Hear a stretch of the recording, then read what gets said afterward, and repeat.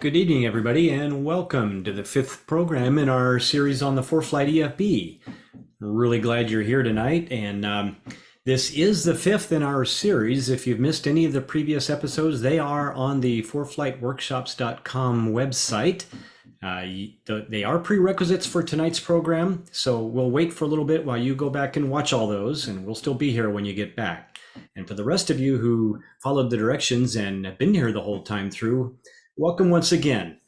Tonight is once again good for Wings credit. If you would like Wings credits for tonight's program, they'll be happening automatically for you. And if you're watching a recording at a later date, those will be available through a quiz that will be, you'll be getting a link to that at the completion of the program on socialflight.com. So have a look there.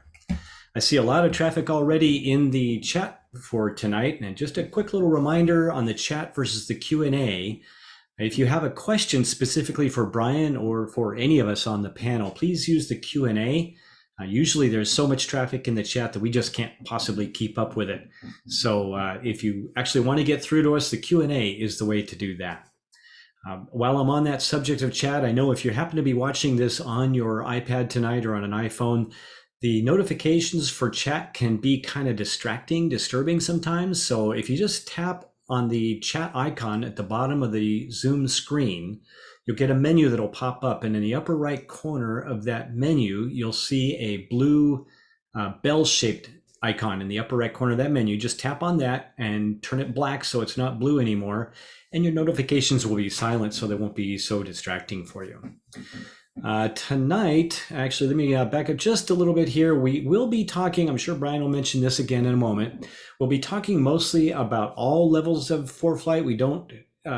We'd like to be able to show all the features at all the levels. We understand that some of you may not have the performance level or even the pro level of subscription.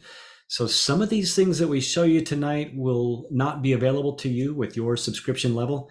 Sorry about that. Maybe consider that a little bit of a nudge to maybe upgrade your membership, your subscription to the next higher level, if you happen to think that you like some of these features we'll be showing you. Sometimes, though, it is hard to keep track of what features are in which versions. So if we do get into something that's a performance level subscription and you've got the basic, then just kind of sit tight on that one for a little bit. We'll try to remember and point that out when we think of it, but no promises. Sometimes it's easy to forget. And also related right with that, we will cover features that are usable to users at all levels, a pilot certification, whether you're a student pilot up through an ATP like Brian and me. We always learn something new. Almost every time we see one of these things, there'll be something there for you too. So if you're a more advanced user and we're bogging down a little bit, maybe too much for you and some of the basic stuff, just sit tight for a little bit and we'll get back up to something that you can use too. Tonight, we're going to be taking a little bit of a deeper dive into some of the airplane setup features. I think Brian has in store to set up an airplane that he's going to be flying a little bit more here soon. So we're going to take a look at how do you set up that airplane as far as performance capabilities. How do you tell it how much fuel and time it's going to take to get somewhere? We'll talk about the hardware installed in your airplane, the navigation and the surveillance equipment, and how you get the proper codes to put in your aircraft setup to file a flight plan with that. And then eventually, we may not get into the weight and balance tonight. We'll see how far we get. And we always have to save something for the next episode, right? So without any further ado, let me introduce our main cast of characters here. Brian Schiff is an airline captain, an A320 captain for a major airline. A good friend of mine. We've been working together for a number of years on a lot of different projects. And Brian, it's always good to see you. How are you doing tonight? You too. Great to see you tonight. I think we're probably missing some football. It's also a 9/11. It's a couple, every Monday it seems there's a reason not to hold the show. Is there a football game on tonight? I don't know. But I was reminded that Mondays are going to be Monday Night Football. Might be something we have to consider. Yeah. Well, we can always watch the recording, right? Yeah, of this or the football. Right. No spoilers, though. Right. For either. Exactly.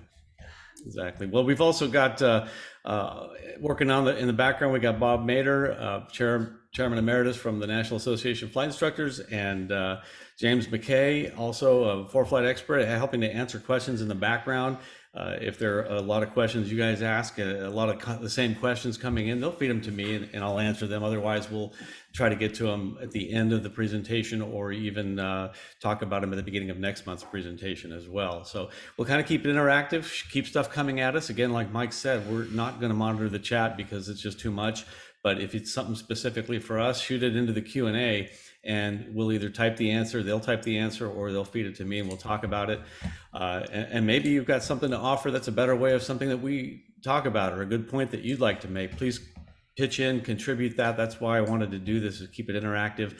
And so we can all benefit from the forum of utilizing this to help each other.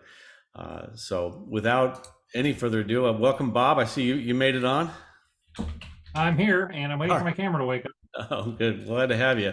Again, sorry we're a week late. I didn't want to have it on the Labor Day Monday. I figured that I had a lot of people wondering if we're going to do that, and I thought, no, let's have a holiday. But now the next one's going to be 3 weeks from now on the first Monday of October. So we're going to have to decide if that's going to compete with football or not. So just keep an eye on the website, keep an eye on your emails. If there's a change of date, we'll certainly mention that as well. I know I'd really like to take this opportunity to thank our supporters. A lot of great companies that offer a lot of good stuff. If they're not giving any money to me, it's not like they're paying me, but what they're doing is they're offering support in many ways, either whether it be prizes that they're giving away, or offering a discount code that you guys can get a discount just for watching our show and using our discount code. Feel free to do that as well. Flying Eyes is one of them. Love their glasses. They don't smash my temple because they're flat, and I don't break them. So 10% off. We got a coupon code for that. We're actually going to give away 2 lifetime courses for Gold Seal Ground School. You can choose instrument or private. A 1-year membership to NAFI, which incidentally gets you a lot of great content, educational content, and even a huge discount on ForeFlight, which we can talk about later. ASA has offered a backpack and some other little stuff that they're going to throw our way. Again, Flying Eyes, the pair of sunglasses, and an ultimate pilot logbook, which has all the endorsements and all the columns that are missing from other logbooks. I've found that this one actually has everything that you need. You don't know crossing anything out and making your own custom column, because this one actually has everything. It's thought out by a DPE, and it's got everything you need. We'll be giving one of those away as well. There's the small print. Again, we're not affiliated with ForeFlight. We don't work for ForeFlight. They don't pay us anything. We're not receiving anything from them. We are just experienced old fogies who've used this for a long time, trying to share our knowledge and use this forum and pulpit to bring everybody together to talk about ForeFlight and learn from it. Again, these are our practices. It's incumbent upon you to be a good pilot and make sure you're not busting any regulations or violating FARs. And operate at the highest degree of safety that you deem fit. You still are pilot in command of your aircraft, regardless of what we tell you. New for us is I did start a Facebook group so we can kind of interact, and I also started a Patreon page that will offer. I've got so many emails, and I love it. I love interacting with everybody. I've got to prioritize in some way or another. So if you're supporting us, I'll go there first and answer emails and give bonus content and access. Some of my favorite educators have been doing that as well. And then a Facebook group, just a one-stop shop where we can all communicate with each other. And if there's something about the show you want to talk about or chat, I'll moderate, I'll get on that group and I'll chat in there as well. So we'll keep an eye on that. We can continue this conversation going throughout the month, even though we're not having a workshop but once a month. Again, we're paying for the hardware, the Zoom account. I don't like asking for money. It's not why I'm doing this. I'm doing this to give back. You're at a phase in your career where you learn and then you earn and then you return, and I'm returning now. I'm giving back. I am paying for the Zoom account, which is huge. And if you want to throw some our way, great. If not, feel free to enjoy this all you want. This is free. We're not asking for money, but we will certainly appreciate any help you want to offer our way. Tonight's flight plan, we're going to actually look at a couple questions and comments left over from last month. We'll look at what's new in ForeFlight. Believe it or not, there's not a whole lot this month to talk about. And then we'll get into a deep dive on the settings. And we'll talk about high level, big picture stuff, and then kind of drill down into the settings. We'll go into setting up an airplane. And Mike is going to help us on that as well. He's got a lot of experience and good advice on that as well. The giveaways, we'll do that at the end, and then we'll take some questions and comments. And at the end, I am going to show a QR code for Wings credit, and that's only for the recording. If you're on here tonight and you signed up with your Wings email account, you will automatically receive credit. If you don't, then just go to the website or email us at ForeFlightWorkshops.com and let us know, and we'll make sure you get the Wings credit. But it all should happen automatically if you're here tonight. But at the end, you'll see a QR code, and that's for the people watching the recording, which all the recordings are available on the YouTube channel and on socialflight.com if you want the Wings credit as well. That's another way to get it. So shooting right to your questions and comments, someone asked, when I click on an airport, why does ForeFlight give a list of all sorts of things, airspace, intersections, etc., first, when it should be obvious that I want the airport? I agree. I mean, if you click near an airport, you probably do want the airport, and it would be nice if it defaulted to that. I can't answer why it gives you everything, but I think at some point you don't want ForeFlight assuming what you want. You want to have all the options there. And I guess if I go to my iPad real quickly here, oh, good, it worked. What we're talking about is if we zoom in, and let's turn the aeronautical layer on just so I have some airports here. And let's say I'm going to tap and hold right here over Kansas City, and I touch and hold that. What the person is talking about is I get all this stuff here. I have the airspace, I have all these intersections, but airports would like to show up first. And maybe one day there'll be a setting for that. But at this point, when you're trying to get all of the things near where you tapped on the map, right now we've got everything. If we just want airports, we have to select airports, and then of course go right to the airport that we were looking for, just like that. And I get that. So you'd think it would just know what we want, but I want to be careful asking ForeFlight to just know what I want. Next, we got Kenneth said, would it be possible to develop a webinar for using ForeFlight for helicopter operations? I feel called out on this, and I think this is awesome that you asked that. We definitely need to get somebody familiar with helicopter operations in here as a guest and talk to those of you who fly helicopters. Although those of us who fly airplanes matter a lot more, I get that. I don't want to discount the got Mike laughing, those of you who fly the whirlybirds and those things that scare me. But no, we will try to get a guest. Do you know somebody, Mike, offhand, who would help with this? I could probably find one, but what I was going to say is step one is make a whole bunch of contributions so that Brian and I can both afford to get our rotorcraft rating, and then we'll be right there with you. Exactly. I do know some people over at HAI, and maybe we'll reach out to them, and I'll bet they've got somebody who would be glad to help with this. So we will have a helicopter guest on here and do some tailoring toward And I'm sure Ned Parks would be. I'm sure Ned Parks would be a good resource. Ned Parks would be great, as would many of our friends over at HAI. So we'll talk to them about that. We'll see if we can get somebody to do that. I know some people at HAI, and just last weekend I helped out with a SoCal Rotors event down at Orange County Airport. And is that we right? weren't talking about ForeFlight, but there's a need for it.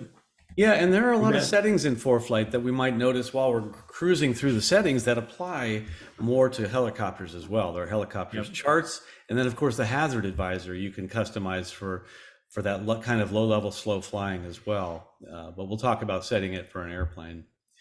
So Al asked, is there a way to display this data on a map somewhere? And I think we covered this a little bit last month. So this is the advisory circular that came out discussing the GPS jamming that's going on out near White Sands. And so it's got all these radii from this central lat long position.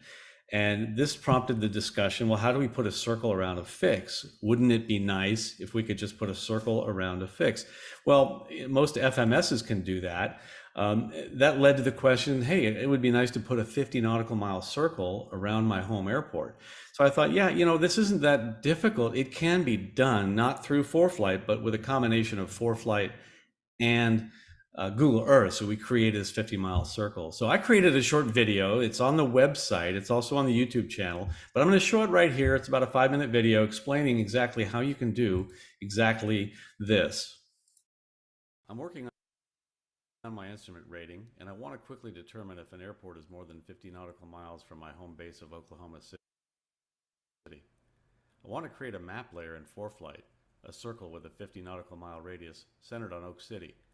To find the center, we'll use the coordinates published on the airport diagram because that is the official location of the airport. also known as the airport reference point. Let's go ahead and type those into Google Earth and find a center point for our circle.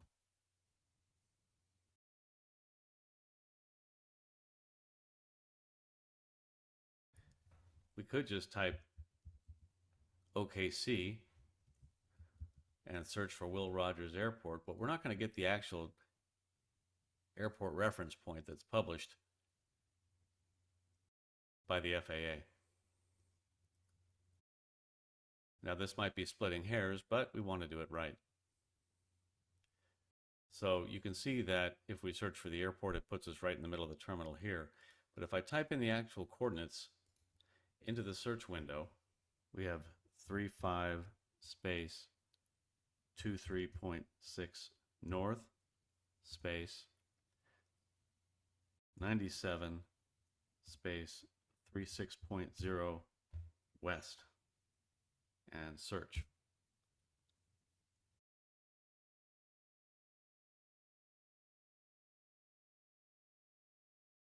And as you can see, this is very close to the airport reference point published on the airport diagram. The airport reference point is in fact close to that taxiway. Now that we've got the airport reference point marked on Google Earth, we can zoom out quite a ways that we know will exceed 50 nautical miles, and we'll go ahead and measure basically a 50 nautical mile ring from that point. Select the ruler tool, select on the circle path, and we want a radius of nautical miles. Once we've got that selected, we can come over here to our point, center up on it, and grab a circle radius of 50 nautical miles. And there's 50.03. I'm going to call that good. Then, once I do that, I want to save this point. So click on Save, and we'll give it a name. We'll call it Oak City 50 nautical mile ring. That's going to save this new circle as a path. While we're at it, I'm going to go ahead and select on Style and Color, and I'll leave it red because that'll show up nicely in ForeFlight, but I'm going to change the width to 6.0 from 2.0. That way it's a lot thicker. And then I'm going to click on OK. Now we've just saved that point.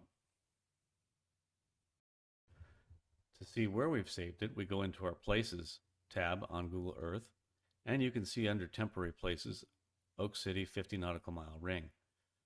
Let's right mouse click on that and get a menu. On that menu, we're going to click on Save Place As. We'll get a dialog window pop up where we can name it, and we can name it as is .kmz onto the desktop, and we'll click Save. Now I'll send an email to myself.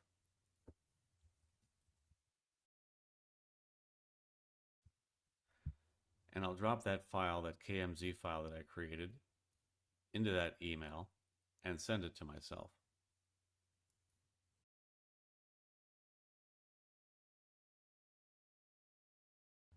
Now I'll come over to my iPad and check my email. And we can see that I've got an email from myself with this 50 nautical mile ring.kmz file. I will tap and hold that, and then I'll select the share button right here. Up here you'll get several different options over here, and you'll see that ForeFlight is not one of them. So go over to the right and click on More. Scroll down and find ForeFlight. We're going to send it to ForeFlight. ForeFlight will recognize as custom content the KMZ ring right here, and you will select Custom Content. Where do you want it? Custom Map Layers. It already knows, so select that. It imported it successfully, and it should be in our custom content as a map layer. So I'll select OK. I'll go ahead and close the Oak City information, and we can go into our map layers and scroll all the way to the bottom, and you can see OKC 50 nautical mile ring, and there it is. And you can see you can toggle it on and off, and I can easily see which of these airports is inside or outside the 50 nautical mile ring. So after going through that whole process, my son said, "Hey, I can do something a little better for you," and he created a handy dandy tool on a website.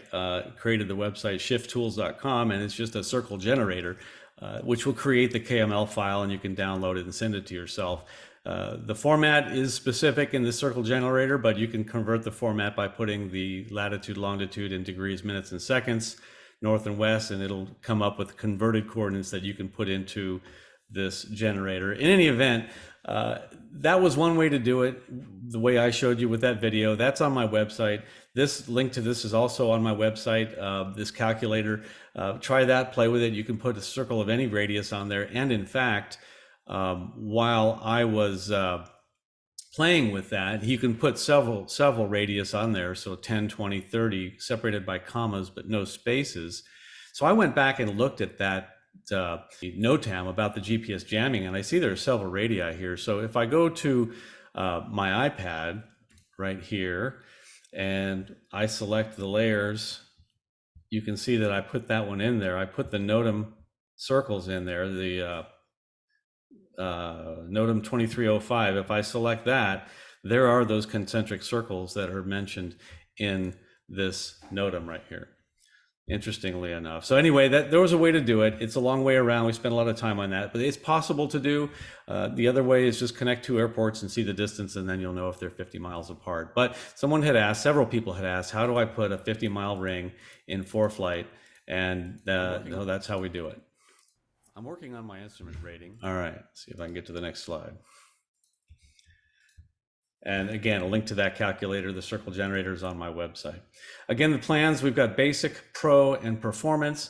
Being a NAFI member gets you a discount. I mean, it costs $49 to save $120 if you're going to be in the performance plus plan, and that's what gets you everything. I'll save this if anybody asks, oh, what plan does that come with? Well, we've got basic that comes with all this stuff, and then we've got pro that comes with everything in basic, plus plates on maps and synthetic vision and cloud documents, all these things. And then we've got the performance plan that comes with everything pro has, plus these extra things. And basically it's the airport 3D view.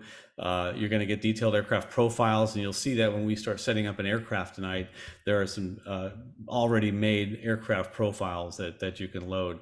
That may or may not be important to you. In any event, these are all the extra things in that plan as well. Doing a quick check, you may have noticed about a half hour ago, maybe 45 minutes ago, it seems like we all got a notice from ForeFlight that said, and I took a screenshot because I was very curious. It said basically iPad OS and iOS 15.7.9 is all clear with ForeFlight. Well, we're up to 16 point something, so I'm not quite sure why we got that. May have been an accident that got sent out. In any event, this is on the iPad Pilot News website. I love it. There's all kinds of great information on there. But most importantly, that iOS and iPad OS 16.6 is okay. We've got the okay to update. Don't update your iPad until you get that okay from ForeFlight that the operating system is compatible with the latest version of ForeFlight. They may have to do some tweaks. And on that note, we will talk about some of the things that you'll want to have set so that that doesn't automatically happen on you before you're ready for it to happen. What else is new is you can get Jeppesen charts now on the ForeFlight web, which is what you can look at ForeFlight on your computer and do the flight planning, and it synchronizes to your devices. Now you can actually get the Jeppesens if you have them on your iPad, which I do, I subscribe to them. You can now get them also on your PC. I went and looked at it a little bit further. So here it is on the web. You can see that you can have the Jeppesen charts available to you. But I looked at the pricing, and interestingly, to have Jeps on your iPad is $230 a year or $229, and then to have it also on your computer doubles the price. So you're basically buying an entirely another subscription. I don't think I can recommend that. I don't know if it's important enough to have the Jeppesens on your computer to pay twice as much. I think this is a mistake for Jeppesen and ForeFlight to be charging that. But at this point, if you want that capability, it's going to cost you twice as much as you're paying to have it on your iPad. The other thing they did is facilitate how easy it is to update fuel prices. You just tap on it, you can confirm it, or you can type a new change. And the more of us who do that, the more helpful it is for those who do your flight planning and look for fuel prices. So if we all work together to keep these up to date, ForeFlight has now made that just a little bit easier to do. The other thing that happened last month was that they merged with Cloud Ahoy, and you can do some Cloud Ahoy debriefing. For those of you who are flight instructors, this is an invaluable tool where you can take your track log, send it to Cloud Ahoy, and do a pretty thorough debrief. Not only can you see everything you did, it breaks down, like for example, in this picture, it knows that this was a standard rate left 360. If you make tighter turns, it knows that you did steep turns. When you slow down, it knows you did slow flight or stalls. It recognizes these maneuvers, but it also, if you have the Pro plan, their Premier plan, it will grade you. And I thought that was really cool until I did a steep turn. I only lost like 30 feet and they graded me like an 80. I got 80 out of 100. I got a B for doing a steep turn. Well, apparently I need to tighten those up a little bit. But if you want to try it, just you can try a 35-day free trial by signing up for Cloud Ahoy. You don't even have to give them a credit card. It's not like one of those that you're going to have to remember to cancel. You just get a free trial. Download the app onto your iPad, and then the first thing, you just send your first track log from ForeFlight to Cloud Ahoy, and then you can just debrief in it right from there. And it's a kind of a neat tool. Again, those of you flight instructors, I would highly recommend it for keeping track of flights. You can show, and it's excellent for debriefing, and not only that, but remembering what you did on the flight when it's time to fill out the logbook. Another interesting thing that they're doing is, because of the Cloud Ahoy, they've instituted a FOQA, which is Flight Operations Quality Assurance. It's something that, like in professional airplane fleets, the fleet departments will have this FOQA, which is, a lot of people call it the snitch alarm, but there are a lot of advantages to it. If you have a flight school and a whole fleet of airplanes and you notice that everybody's landing long for some reason, well, that can help you identify a systemic problem. Is it everybody, or is maybe there another problem? I know at the airline that Mike and I work at, we had an issue once where all of the airplanes, there were a huge number of long landings and airplanes coming in too high and having to go around in a certain city. And so this FOQA prompted us to take a look at what's happening here. And what they discovered is ATC was starting everybody down too late every time. And so the company got with air traffic control, renegotiated a procedure that had pilots starting down a little bit earlier, and fixed the problem. So it's a good way to fix problems, to notice where a problem might exist. Some people might consider it a snitch alarm, and it's watching me, and triggers and exceedances and things like that. But if you're a flight school owner and you want to see what your airplanes are doing, it might not be a bad idea. It's a neat program that can only serve to enhance safety as well. Again, in the ForeFlight Mobile Pilot's Guide, you can see that the changes for 15.8 were just the user interface for updating fuel, and they improved the obstacle train strike indications in the profile view when you're in flight. So those are really the only two changes for August. Not a whole lot to talk about there. So I'd like to just dive into setting up the app. That's what we're going to get into tonight. So when we talk about setting up the app, I just have some few tidbits of knowledge I'd like to point out, a little bit of overview, and then we're going to jump into actually setting up the ForeFlight itself. So the tabs on the bottom, the airports, maps, plates, documents, all those you can actually put in your own order. They're not fixed. Yeah, Mike. Just one quick thing, maybe two quick things I wanted to add. We've had a lot of discussion about that ForeFlight now valid with so-and-so version number. That version 15.7.9 is for older iPads. So if you have an older Mini or something that can't handle the new operating system, and that's as far as it goes, the new version of ForeFlight is good with that. Interesting. So, if only you could know what model of iPad it's sending that information to. Right. Yeah, I think it went to everybody, and you and I both have the most, or at least relatively updated iPads that will continue to be supported. So interesting. That's why. Good to know. Thanks for that. Thanks for whoever passed that along to us. I guess that makes sense. But I'm not going to go downgrading to OS 15.8. No, I don't think I'd suggest that either. Yeah. So I guess I'll bounce a little bit back and forth here between iPad and screen, because it's easier if I actually show you what I'm talking about. So if I go to the iPad, the settings, so we're going to go to more, and settings quite a bit. That's going to happen about 1,000 times tonight. But first thing you can do is before you even hit settings, on the More tab, you can see up here it says Edit. Or no, it doesn't. It's, yeah, Edit Tab Order right here. It says Edit Tab Order. If you tap on that, you can move these tabs up and down. Let's say I just want maps to be to the left side of airports. I want that to be the first one down here in the corner. So as soon as I do that and I hit save, look at that, now maps is the first one on the corner. Just know that you can customize these as well. You can put them in whatever order you want. Back to the PowerPoint. So the More/settings, that's, we're going to be going there a lot. So it's the More tab, it's the More drawer all the way to the right. It's where they couldn't fit all the extra tabs. So that's where everything else is, and that's where settings is. Also, the settings that you set don't sync between your devices. So because you've made these setting changes on your iPad, it's not going to happen on your other iPad or on your iPhone. Just something to be aware of.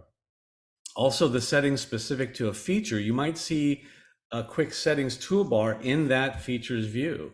Like the map has a gear on the top of the map page for quick settings for just the map, and that'll have specific settings that are tailored toward that portion of ForeFlight. Or in the logbook, you'll see settings as well, and those are settings that are specific for the logbook. Incidentally, on the settings in the map page, you'll see is this quick settings gear right up here. And when you tap that, what's on this menu is dependent upon the layers that you've chosen. So because I have the aeronautical layer chosen, you can see that the aeronautical layer settings appear. If I deselect the aeronautical layer and I go back to the map settings, you'll notice that there is no settings part of this menu for aeronautical chart.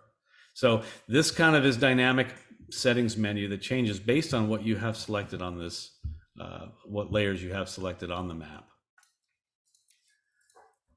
The search bar is dynamic also. When you search the settings page, we go to More and Settings, and this is the beautiful thing. There are a lot of settings here, as you can see. You don't have to remember where they are, you just want to search for them. So this filter box up here is what I'm talking about. It's very dynamic, and it will start filtering out anything that doesn't have what you type. So if I want to see the ownership settings, I start typing ownership, but I have to spell it correctly, and there they are. It starts filtering out. So it's a dynamic search window that shows you where things are on the search menu. Just goes right to them. We'll use that a few times too. The brightness slider within ForeFlight, that's just a repeater of your device's brightness. So if you change the brightness in ForeFlight, you're actually changing the brightness settings of the iPad itself. You don't need to go back and change both of them and make one bright or one dark and so on and so forth. You're actually changing the iPad settings in the slider on the ForeFlight settings. The menu titles that freeze at the top, again, I like to point that out because it's really helpful when you're looking at all these settings. Let's clear the filter there. You'll notice that in shaded gray, we've got app theme right up top here. And then the next one is airport view, and then weather view, route view, but those are the menu headers.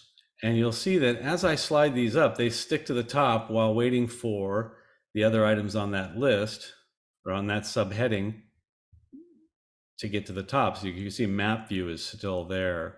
And then we get to layer selector, we get to the bottom of map view. And so those just stick to the top. So if you're looking for a certain menu, you can kind of focus your eyes right up here while you're scrolling up and see until that section shows up. Just another little tidbit about the search bar.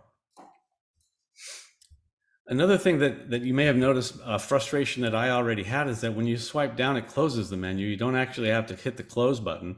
The close button's right here. Sometimes it's hard to get to, but when I'm looking at this menu and I'm down at the bottom of it, and I scroll, oh, I need to get back to the top of the menu, and I scroll till I get to the top. Once I'm at the top, any further scrolling stows that menu. And you're probably going to see me, we could probably take a count and see who wins a prize, maybe the sunglasses, whoever comes closest to how many times I open settings and scroll down and accidentally close the settings like that. It's just watch out for that.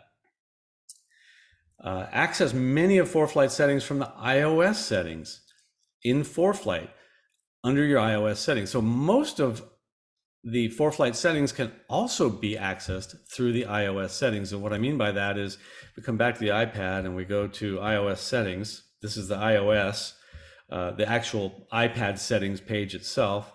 And we scroll down until we see ForeFlight app. It's E, F, G, L, M, N, O, P. And so here's ForeFlight right here. You're going to see the global iPad settings here. It kind of puts them all in one place, so you don't have to go to the location services, the notifications, access to photos, all the things that this app has access to are right up here. But if you were to scroll down, you're also going to see, well, look at this. These are all a lot of iPad settings, ForeFlight settings, I'm sorry. And they're right there within the iOS. Problem is, from this point, you can't search for them. There's no search window there. But while we're here, I'm going to skip ahead and go ahead and mention that you want to make sure ForeFlight has access to your location. Obviously, if you have an iPad with a cellular capability, it has a GPS in it. Even if you're not paying for or using the cellular data or have a plan on it, you want to make sure that ForeFlight has access while you're using the app to that location so that you can find your position. It'll know what time it is so that it will know where the weather near you. You look at nearest airports, it's going to see airports near you. So it needs to know your position for many of the features, but I only like it to know my position or be using my position while I'm using the app. If you put never, you're not going to get the features. If you wanted to ask every time, you can select that. But if you put always, if you select always, then ForeFlight, even in the background, is going to be using your position, using the GPS, and that can really run your battery down. So I select only while using the app. And back to the location services here. The other thing that we may or may not want is the background app refresh. We may not want it doing that while we're flying a trip. So you may want to turn that off. The notifications, if you use the ForeFlight file flight planning and expected flight plans or updated weather briefing, you want the notifications and you want them to let you know that they're there. So these are all in the ForeFlight settings in the iPad settings app, not in ForeFlight. So back to ForeFlight, I'll go back to my PowerPoint and some of the important global settings, and I just covered one of them. You want to deselect ForeFlight automatic updates in the iOS settings. And so here you want to go to basically what I'm talking about here is I don't want ForeFlight updating itself while I'm pre-flighting my airplane, and then it's stuck in the middle of that while I walk out to the airplane, and now it's in the middle of an update and it didn't get updated, or I got a brand new update, I don't know how to use it, or missing something. So you should check periodically or before you go on a trip for updates while you're at home on a robust internet. And so what I'm talking about is going to your iPad settings and then go to the App Store. So basically the app, if you tap on your name up top here, you can see, well, now I'm getting lost. I'll just search for it. If I search for update, app updates right here, and I tap on that, then the App Store, I don't want it updating my apps, automatically install new app updates. I have that turned off so it doesn't do it inadvertently right before I go flying or something like that. Same thing goes for the iOS updates, and those are in general, and then software update and automatic updates. I have it set to download them only. Yeah, if I'm on the internet, go ahead and download them, but don't install them. I don't want it doing that until I manually have it do that myself. And so I have install iPad OS updates turned off. Again, you just don't want it doing that the night before a trip or right before you leave the house. So I have that turned off. Kind of an important global update for ForeFlight. And then again, I just already covered that. Make sure ForeFlight always has access to the GPS. And I like the setting. It's under location services while using. So we looked at it while looking at the ForeFlight, or the iPad settings. If we go back to the iPad, I'm sorry, we looked at it under iPad settings, and then we scrolled down here to find ForeFlight. But if you want to look at all of the programs that are using the GPS, you would come down here to privacy and security on the settings app, and then look at location services right here. I have them turned on. Let's select that. Location services are turned on, and here are all the apps that have access to my location. I don't want to see any of these say always. I always say that when pilots say always or never, they're usually wrong. Well, I like while using on certain things. Other apps, I just figured they just don't need to use my location, so you can monitor and set all of that right here. And on ForeFlight, you'll see that I have it set to while using the app. I want it accessing my location. And you'll see there's some symbols here for the arrow that tell you when it's using your location.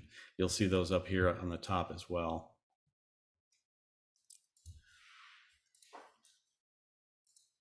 Okay, so also allow device to sleep. This is a setting that I prefer not to allow the device to sleep. You could be right in the middle of flying an approach, and all of a sudden your iPad goes to sleep, and you have to swipe up, enter your code, let it recognize your face, put your fingerprint, whatever it is. I just don't like it doing that. If I have ForeFlight open, I want it to stay open. That's my personal preference. Your mileage may vary, but that's in more settings and preferences, allow device to sleep. I'll show you where that is. So that's in ForeFlight, and we're going to go to the more settings, and the preferences are all the way at the bottom. Preferences, allow device to sleep. I have that turned off. If I turn that on, then the device will go to sleep based on the time clock that I have set, like go to sleep in 15 minutes, which is going to be right when I'm shooting an approach or needing something important. So that's my choice on that. On that note, I have many settings that I use, and a lot of people want to just start out mimicking my settings. So I've made an actual outline. I typed up an outline with all of ForeFlight settings, and I highlighted what setting I have on that. In fact, I'll just show it to you. If you go to the ForeFlight Workshops website, here's the top of the website, and you click on Links and Tools. I have a link to my document, which is ForeFlight Settings Outline with Brian's settings. If you want that just as a place to start, and you don't care about learning all this and that and the other, you just want to have everything set up at a good starting point. And Mike's going to give me his, and we're going to update his in here and upload them as well. But click on this link right here, and it's going to download that outline that I created. This is all of the settings in ForeFlight. They're all listed here. They're all in an outline, kind of in the order that they are on the settings page. If it's underlined, that means there's a choice. If it's highlighted, that's my choice. That's the setting that I have created. For example, we can go down to the map view. Auto center mode, you can choose north up, track up, centered, or track up forward. I have north up. You may want track up centered. You may want track up forward. Anyway, these are all the settings. They're listed here. And you might want to, if you get your ForeFlight set just right, print this up for how you're going to have it on the ground, and then maybe have settings how you're going to use it in flight. And then you can use this as a reference to change back and forth. Print 2 copies, one within flight, one on the ground, one for flight planning, one for in-flight, whatever that case may be. But if you want my settings, they're there. They're on the website. You can also download that outline without my settings on them, which I wouldn't blame you if you did. They're available right here. And then also there's one for the ForeFlight map quick settings. I put that on there too. I just created this for some of my students. It's easier for them to look at this. And I say, okay, let's go through the settings, and here they are. These are the map settings. They're all there as well. So again, that's on the ForeFlight Workshops website. The light and dark settings are basically, you say, okay, when it's light, I want all these things like this. And when it's dark, I want all of these things like that. And then all you have to do is flip the switch to light or dark settings, or you can tell it to just follow the app theme. In other words, whatever your iPad is doing. If your iPad is set to automatically go into dark mode at sunset, then the app will follow that as well. And what I mean, like, if we look at the iPad, we go to more. We go to more and then settings. then all the way at the top, you'll see light, dark, or whatever the system is doing. So I have light settings so that when I hit light, it's going to do all of these settings. When I select dark, it's going to do all of the settings that I have right here on dark. And these are them. Back to settings. Or I can just say, look, I want you to automatically change when my system goes to nighttime because I have that set. Then you just switch to light and dark when the system does. And you'll notice that where I am, if we look at the ForeFlight map, it's just a little after sunset. My system's about to go dark for what it's worth. And so that's what I'm talking about with the light, dark system. You select them there and you edit those here. Okay. See, back to the airport view settings. This is another one that is worthy of note and can make your life a little easier. If every time you go to the airport page, the first thing you're doing is looking at the weather, you can tell ForeFlight, hey, every time I go to an airport page, start with the weather. Otherwise, it's going to start with wherever you left off, whatever part of that page you left off. So that setting is show weather first. It's under the airport view settings. Again, if you have that turned on, it's going to always start on the weather tab, which is usually the first place I want to see when I go to an airport. It may not be for you. That's just a choice that you can make. Again, app theme, if you have it system, it copies your iOS.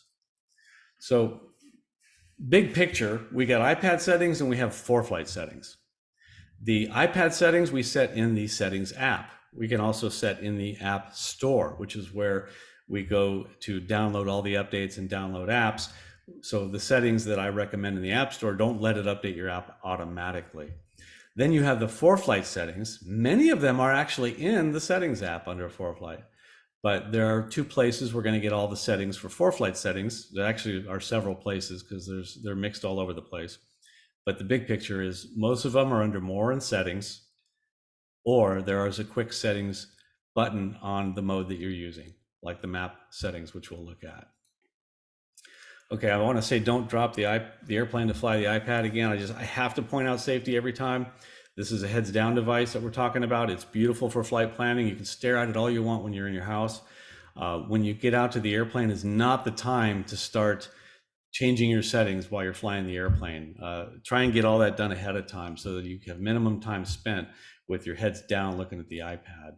So at this point, let's just concentrate on the iPad, look at its settings, and drill down into some specific ones. But before we do that, are there any questions that have come up along the way? Yeah, we've got a few that we could probably address here, Brian. There were a bunch of questions when you first started talking about the circle thing. You were talking about a short tap on an airport versus a long tap, and there were several questions, suggestions around that a short tap brings up info on just that airport, but different than what you just showed. Or and I'm just playing on my iPad. A short tap on mine does nothing.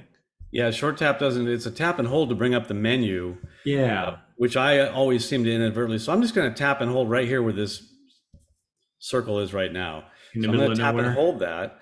You can see the green that is representing where I touched on the map. Right. And here are all the things near there. We got Kansas City Flight Information Region. That's Kansas City Center from the surface to 18. Then we've got Kansas City Center from 18 to 60. We've got that airspace, their radar space up there. Nearby, we've got some airports. If we look at all, of course, we can look at all the things that are nearby where I just tapped. If we just are looking for a VOR near, we can hit nav. So I'm not quite sure the short or long tap. If I just tap once, it gets out of it. One short tap anywhere doesn't really do much, but if I long tap and hold, then wherever you held, it's going to give you all this information. And this is the lat long of where I held my finger down on the map. It's actually 366 nautical miles and 8 degrees magnetic from me right now. Yeah, Melissa and several others are saying that short tap gives you the airport info, and I'm starting to wonder if maybe this isn't a difference in a version of the ForeFlight app. Well, Maybe. I got it there. Let's see if I drill down on Topeka and I just tap on it with a short tap. I don't recommend that. There Don't it is. drill down on Topeka. Okay. Sorry. How about Fullerton? Oh, You drill down on Fullerton? How about Long Beach? sure. There you go. Okay, so a short tap, actually, she's right. That works. So I just learned that too. A short tap gives me the airport info right there to it. And if I do a long tap, then it's doing the thing where it gives me that full menu. Yeah, I think it's very subject to how precisely your tap is with your finger. If you miss it by a little bit, you get that menu with all the things around it. But if you're able to hit it just exactly right, you get the Missed airport it stuff. by that much. Exactly. Yeah, so that's true. I mean, there's also another way to do that. You can go to the airports page. And one thing that I really like is that if I'm going to the airports page and I just want to find, I'm at an airport right now, and I'm obviously not at Oak City. If I just hit this little right here, this is the bullseye. This is going to show the airports nearest me. And here's the one near me. Let's say I'm standing at that airport. Boom, I can get the weather or the information right there. And of course, I can go look at that airport on the map if I hit that button right there. But so there's a number of ways to get to an airport. Yeah, so the short tap, that does seem to work for me. So, I mean, I like that. I'm going to start trying that and honing my tapping skills. So if we get, let's see if I can find another airport. So we got Houston here. Let me clear the screen. And I'm just going to do a quick tap right on the Houston airport. Well, look at that. Oh, you got it exact. I did. Nice I got job. the airport information showed up. And if I do a long tap, I get the menu that's all airports, nav, or waypoints, everything in that area. And notice if I happen to hit the Houston surface to 10,000 foot Bravo, if I select that, it's going to show me right where that is. That's a neat feature. I like that one a lot. It is. And that you have to turn that on in the settings. So I also like at the top of that menu, you can add that fix to a route. You can look at the weather in that location. You can get weather for anywhere in the country using that feature. It's the daily weather feature. Yeah, and that's my go-to weather app now. And what Mike's talking about, let's say I happen to be on a boat on this lake right here, and I tap and hold right here. And that's where I've dropped anchor. I'm hanging out there. I want to know what the weather's going to be. So I hit the weather, WX, and it's interpolating nearby weather to come up with the forecast over a period of days and hours. And it's giving it to you in aviation terms. I got the ceiling, the visibility, the winds, chance of precipitation, and so on. And you can select each day here. It's very cool. Very cool. I had another question with regard to the fuel price updating thing. If you can get back to that page, the question was, do you have to be online at the moment that you adjust that, or what happens if you're not? If you're out in the middle of nowhere without being online, will it store that update and then send it when you do get online? It's my understanding that that's what happens. So it is going to store it on your iPad, and it won't update it until you get an internet signal, and it will update it then. If I take my iPad offline right now, it'll mess up things for the webinar, so I don't want to do that. But if we hit FBOs and we see fuel prices here, we can tap on this right now on the fuel price, and that's what we could do. I don't want to take my iPad offline, but maybe if someone has an iPad, they could turn offline and we could try it for us. Put it in airplane mode and try seeing if this menu pops up. I can't do it right now, but I'll let someone do it and report back. There you go. Maybe somebody will throw it in the chat box there. I believe it'll show up and save it until you're online next, but we'll see. Okay. And by the way, I did get a text message about the helicopter thing. You can download helicopter charts. It's another type of chart, just like a VFR sectional or an IFR low altitude or en route chart. Right. But my sense was that the discussion was more to do with how would a helicopter pilot use it for flight that might be a little bit different than the way a fixed wing pilot might use it. So it's a separate question, but you can get that data. Yes, it is. And there it is. I have the helicopter charts. I have it turned on because I actually like those charts. They're very handy, especially out there where you're flying in your neck of the woods there, Mike. These are very handy charts to use. It's sometimes easier to read, arguably. Yeah, and if you turn on and download those charts and then select them in your chart selector, you can zoom out and see which areas of the country have specific helicopter charts. Oh, that's interesting. So, so just down a little bit more in the left column, almost to the bottom. U.S. helicopter. Yeah, so turn it on, and you can see it populating there, little gray areas there. Yeah, look at that. So we've actually got one where I am in my neck of the woods as well. And you can see it's, let me turn the aeronautical off. It's a little bit easier to see and read the airspace, the definitions of the airspace, the altitudes, some of the VFR points. And if we were to take it to Los Angeles and look at your area there, Mike, same thing.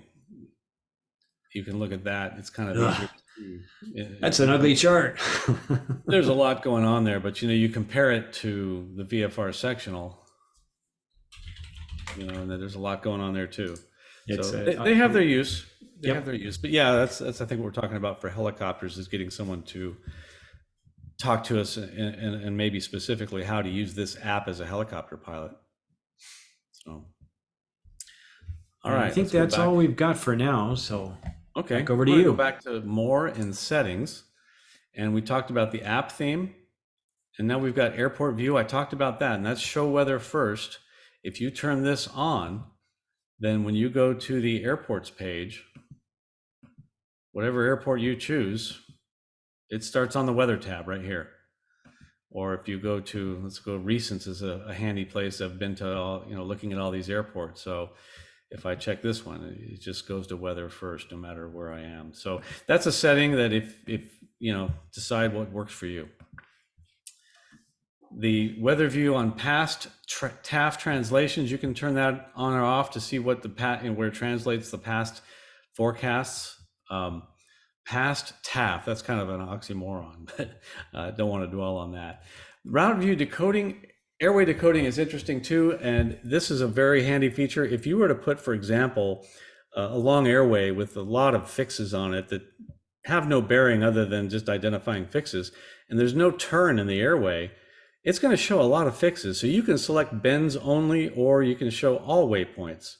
And if we show all waypoints, and we do, for example, let's look at American Airlines Flight 1 today. I happen to know that's a transcontinental flight, but AAL1. And we look at scheduled flights right here. And it's looking for scheduled flights for AAL Flight 1. Here it is from New York to LA. I'm going to tap on that, let it load up. Well, there it is. And it's only loaded any airway points that have a bend in them, theoretically. We have seen that sometimes it looks like there's an airway marker, a fix when there's no turn, but it has to do with the fact that the variation changed. And so the magnetic heading is actually 1 degree off or 2 degrees off. That could be as well. But if you were to do this with the setting of airway decoding, that was all waypoints. If we put bends only now, go back to settings and close it and look at this again, I think if we pulled it up again, there wouldn't be as many fixes in there. It certainly wouldn't have the ones that don't have a bend in them.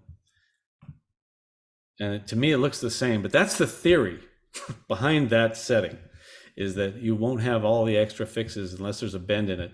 And I don't know if you have a KLN 89 or 90, when you have to put every fix in and there's no airways, you kind of only care about where there's a bend in the airway.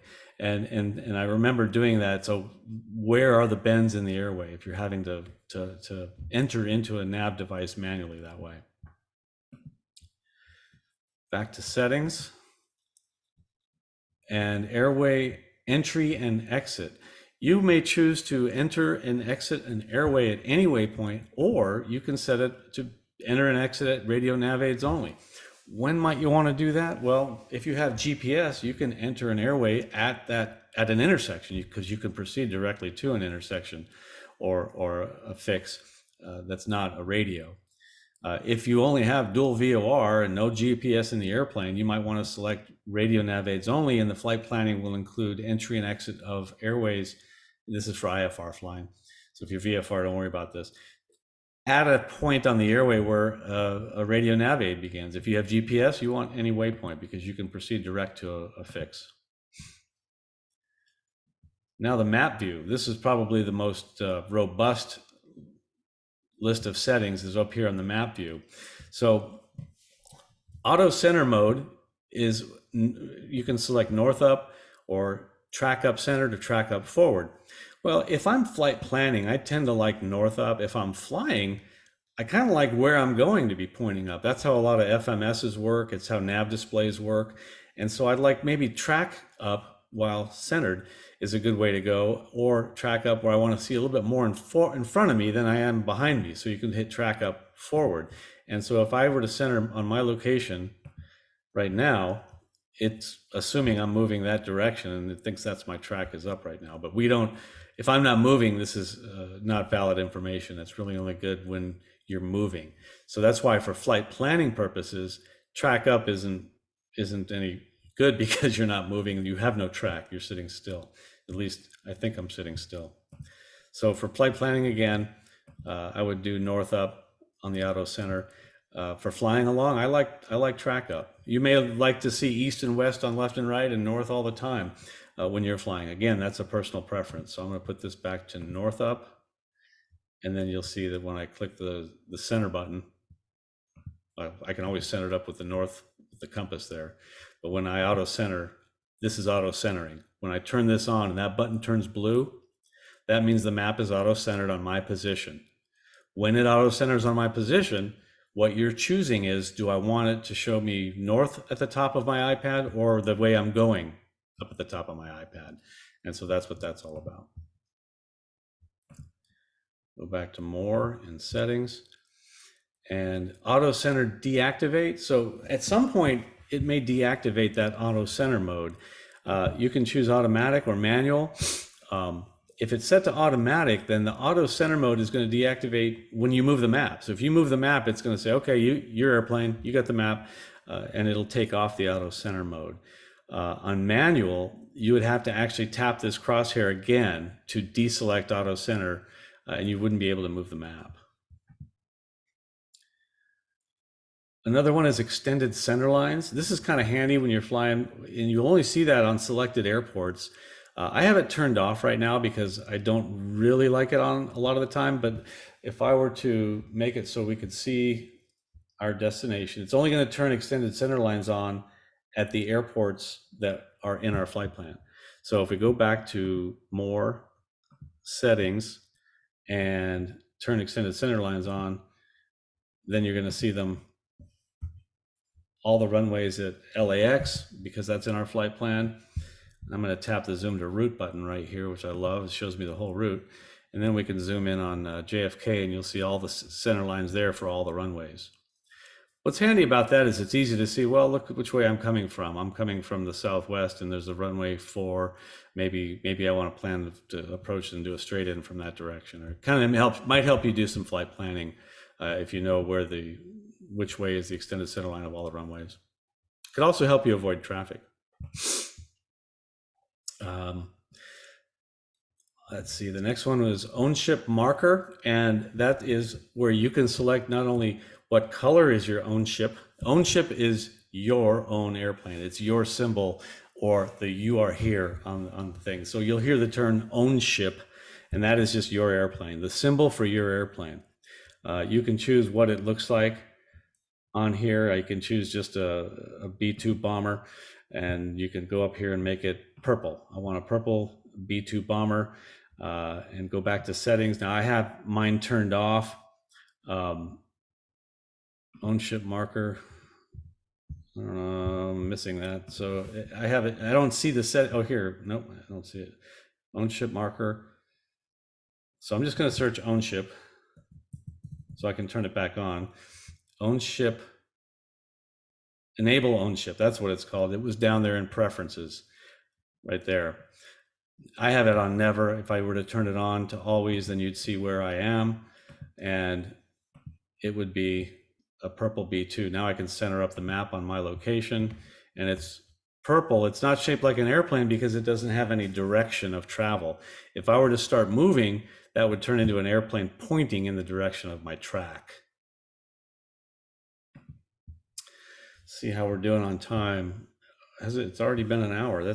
Time flies when we're having fun. Yeah, how did that happen? I don't know. It's crazy. Yep, I told you I would do this several times. So let me clear that search.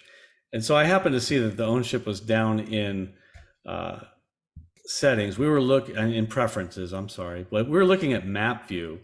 And on the map, I could turn on these own ship marker, what it looks like. But turning the own ship on and off, you'd think would be, oh, I did it again, would be right there. No, it's down in preferences, which is at the bottom. And there it is, enable own ship right there. That's why I pointed out when I saw that it was under preferences, because I know these preferences are at the bottom of this menu. So going back to the map view, let's see where we left off here. Own ship marker, own ship distance rings. This is a handy tool while you're flying. You can turn these on or off, these rings around your own position, and then you can set them to whatever you want. Automatic on nautical miles or automatic in time. In other words, at the current speed I'm traveling, where am I going to be in 2 minutes, in 5 minutes, in 10 minutes, in 30 minutes right here? Automatic is going to scale that to whatever zoom level you are and what speed you're flying, what's appropriate. And then distance is just going to show you 5, 10, 25 nautical mile rings and so on. So I have 5, 10, 25 selected, and now you can see, and I'll turn the sectional off, it's easier to see. You can see these distance rings, 5, 10, and 25 nautical miles around my position. And that's what the own ship position markers and rings are. Again, there are some handy features. If I'm flying a jet, 5, 10, and 25 miles is not going to be suitable for me. They're going to be pretty small, or 1 minute and 2 minutes are going to be pretty small as well. So you kind of make it appropriate for the speed and you're traveling. The ring styles, again, we chose that. The track vector is kind of nice, and without moving, you're not going to be able to see it, but it's some people call it the noodle. It's a little vector going ahead of the airplane. If you're going straight, it's going straight. If you bank and start turning and your track is turning, then the track vector is going to curve and show you a projected path, basically where you're headed. And you can set, okay, how long do I want that? Do I want it to show me where I'm going to be in the next 15 seconds, in the next 2 minutes? Arguably, if you set it to 2 minutes and did a standard rate turn, then you'll see a 2-minute turn depicted on the chart. Or you can put a specific distance on that track vector length. Hey, while you're talking about the distance rings, a quick question came in here. Do they account for winds aloft? In other words, is that circle going to be off center a little bit if there's a wind at altitude?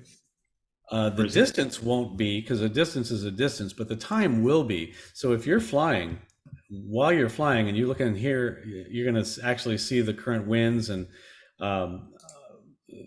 times, and all this in your nav log will be modified for actual flying and what it's calculating that you're experiencing now, including those winds. So this will be oblong if it's time, because if you're flying into a headwind, the circle is going to be shorter in front of you than behind you, if that makes sense. So you turn around and fly with a tailwind, you're going to be able to be further. You're going to be further from your present position with a tailwind than you are with a headwind. So yes, it will be oblong. Yeah, and I think I agree. I think it's a circle when you're using distance, not like the glide advisor circle. That one is based on altitude and your ground speed and its calculation of the wind.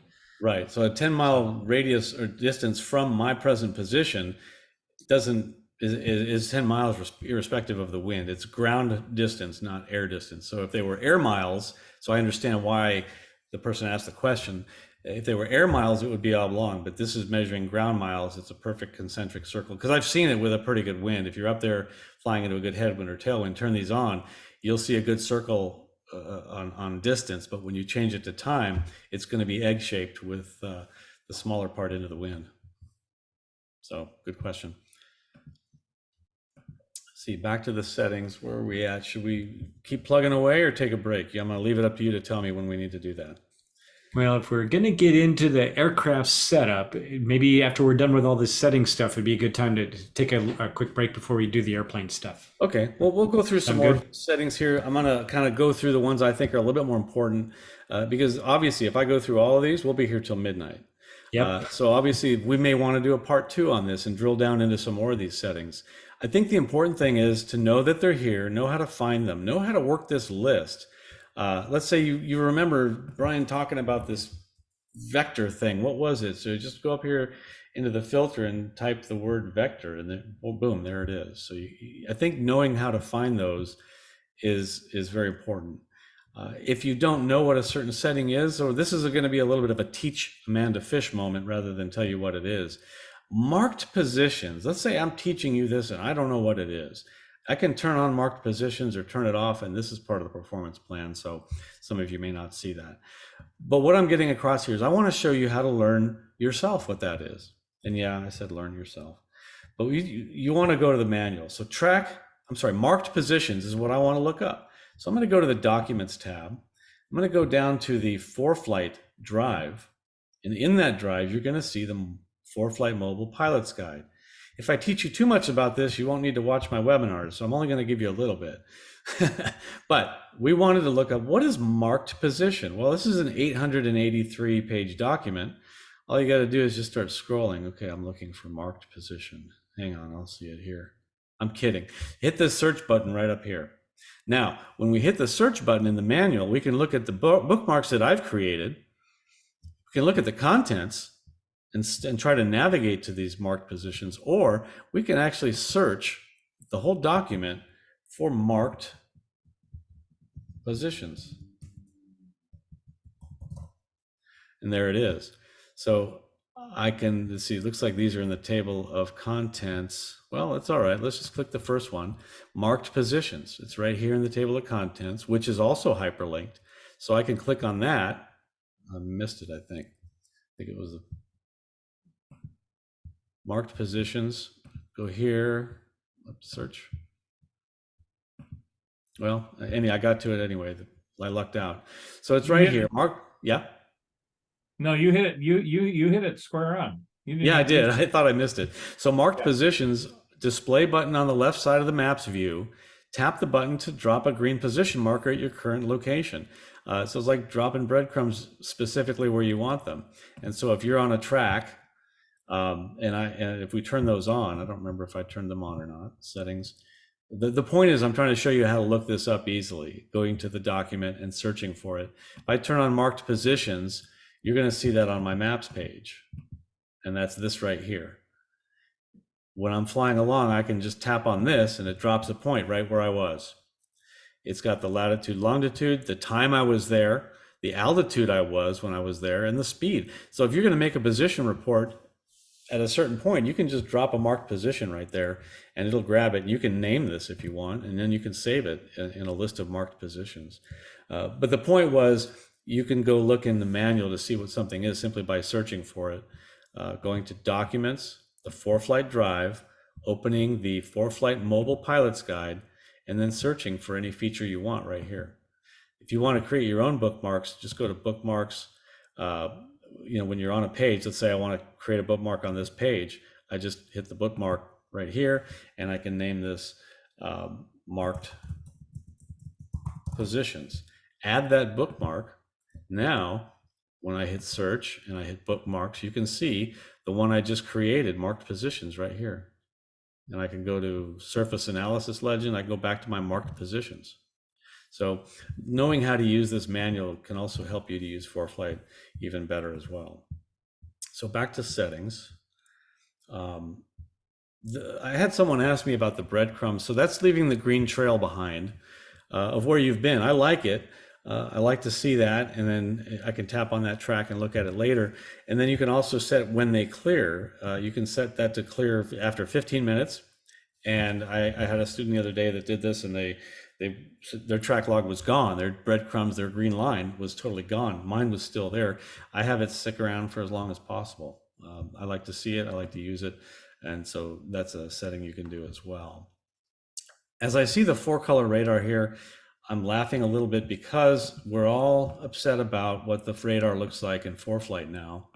And I talked when I was at Oshkosh, I spoke with the people at ForeFlight, and I think they called it the Minecraft radar. And if you turn the 4-color radar on, it looks kind of nice. It's not the Minecraft looking digitally pixely radar, which I thought was a clever name, Minecraft. So if I go turn the 4-color radar off and then look at the radar again, that's the Minecraft looking pixely radar that everybody's upset about. We used to have fairly high resolution radar on ForeFlight. I understand that they are going to get that back. They're in contracts with a provider for that. and they're just in between right now is why that happens. So just to address the radar that I know we all are upset about. Let's see, back to settings. One thing that I like is this multiple selections. I like to make multiple selections on the layer selector. And so I have that turned on. And if you go over here, this is the layer selector. You can have it go away after one selection, or you can let it stick around so you can select aeronautical. I want street map. I want the hazard advisor. I want to turn my TFRs on. You see this menu stays there. So until I click out of it. If I go back and I only want to select one thing at a time and I get tired of having to click out of it, then turn multiple selections off. With multiple selections off, I go back to the layer selector. As soon as I click one thing, I deselect the hazard advisor, the menu goes away. I have to go select the menu again, deselect TFRs, the menu goes away, and so on.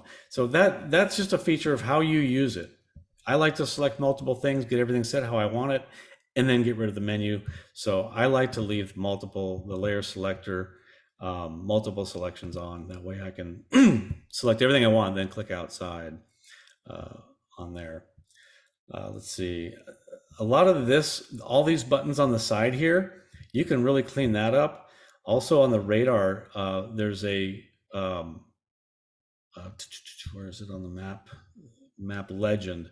I have the map legend turned off. If I turn it on, go back to radar,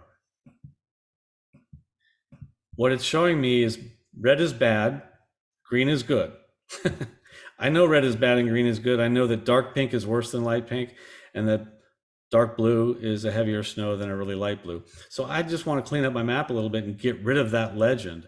That's all we're doing here is we're going to turn that legend off in settings and show map legend, turn that off. And you can see that kind of cleaned that up a little bit. The aeronautical map has all these quick selectors, or quick filters they call them. This is for airports. I'm going to turn radar off just to get rid of the distraction. This is intersections, VORs, airways. You can see you can select them all, turn them all on or off, but having all these buttons here may be a distraction for you. So you can actually turn those off as well by going to menu, settings, and that would be on the let's see, map view. Actually, if we go to the quick settings, because I have aeronautical map selected, I select the quick settings button up here. I'll get the aeronautical chart settings.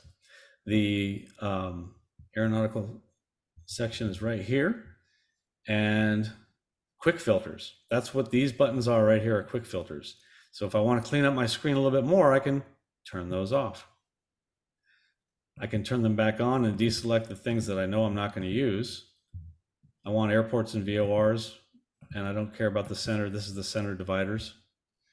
You can see if I select and deselect those, that's where the different centers are. And highways, so turn those off and that off, I just don't care. Then I can go back to settings and get rid of those buttons and clean that up. Whoops, I'm going to do the quick settings. And then go down to aeronautical and turn the quick filters back off. And again, this quick settings, this is all the map stuff. So while you're on the map, you can go right here to change a lot of the settings here. The multiple selections on the map layer selector right here was the one that I turned on as well earlier. Another important one to know is what happens to the map when you tap on it. Remember, when you look at a sectional on here, you're looking at a bunch of maps, PDFs of maps stitched together. And I know we've talked about this before, but just to review it, right now it's automatic. So when I touch on the map right here, nothing happens. It's just, I'm going to get it. Like if I hit an airport, I'll probably get a quick touch and get the airport, and so on. But if I totally lost my train of thought, where was I even going? Oh, the map touch action. So we go back to the map quick settings. Down toward the bottom, you're going to see map touch action. What's going to happen when I touch it? Well, I want to see the whole sectional chart come to the front with the legend on it. So bring chart to front with legends is how I'm going to set it, and I'm going to close that. Now you can see, here's one right here. If I click and tap on the map here, it's going to show me that whole sectional with the legends. It looks like we went into dark mode. If I tap over here, it's going to bring that sectional to the front with legends. And you can see that there's some stitching that happened between these two maps. If I tap on this side of that stitch line, I'll get that sectional. This side, I'll get that sectional. So this is a way to look at the entire sectional, including the bars, the tabs, the panels on the side with all the information that you get off of that as well. So when you're done doing that, again, you can turn the map touch action back to no action. It'll just operate automatically based on your zoom level. All right. Hey, Brian. Yeah. Can you go back down to the DFW area and turn on the radar for just half a second? There was a question from somebody, and apparently something's not very intuitive, so I just want to point it out. Okay. And get in a little tighter, down in your neck of the woods down there at DFW. Okay. There it is. Okay. Oop, go back up. Over to where that red is where I'm going with this. Over here? There we go. You can stop at that level. Okay, somebody asked about the bubbles. The Yes. blue bubbles. Yeah, that's a symbol for hail. There's hail, and it's at 50,000 feet, or flight level 500.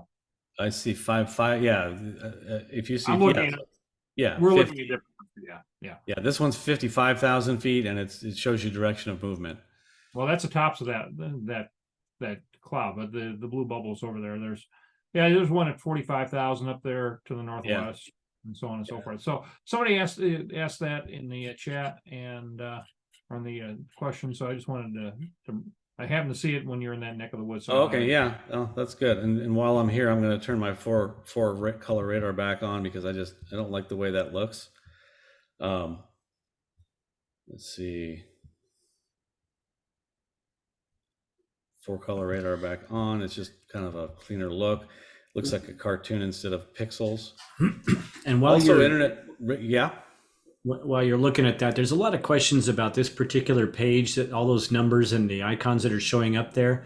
There is a document. If you go to the Documents tab, go to ForeFlight folder or drive rather.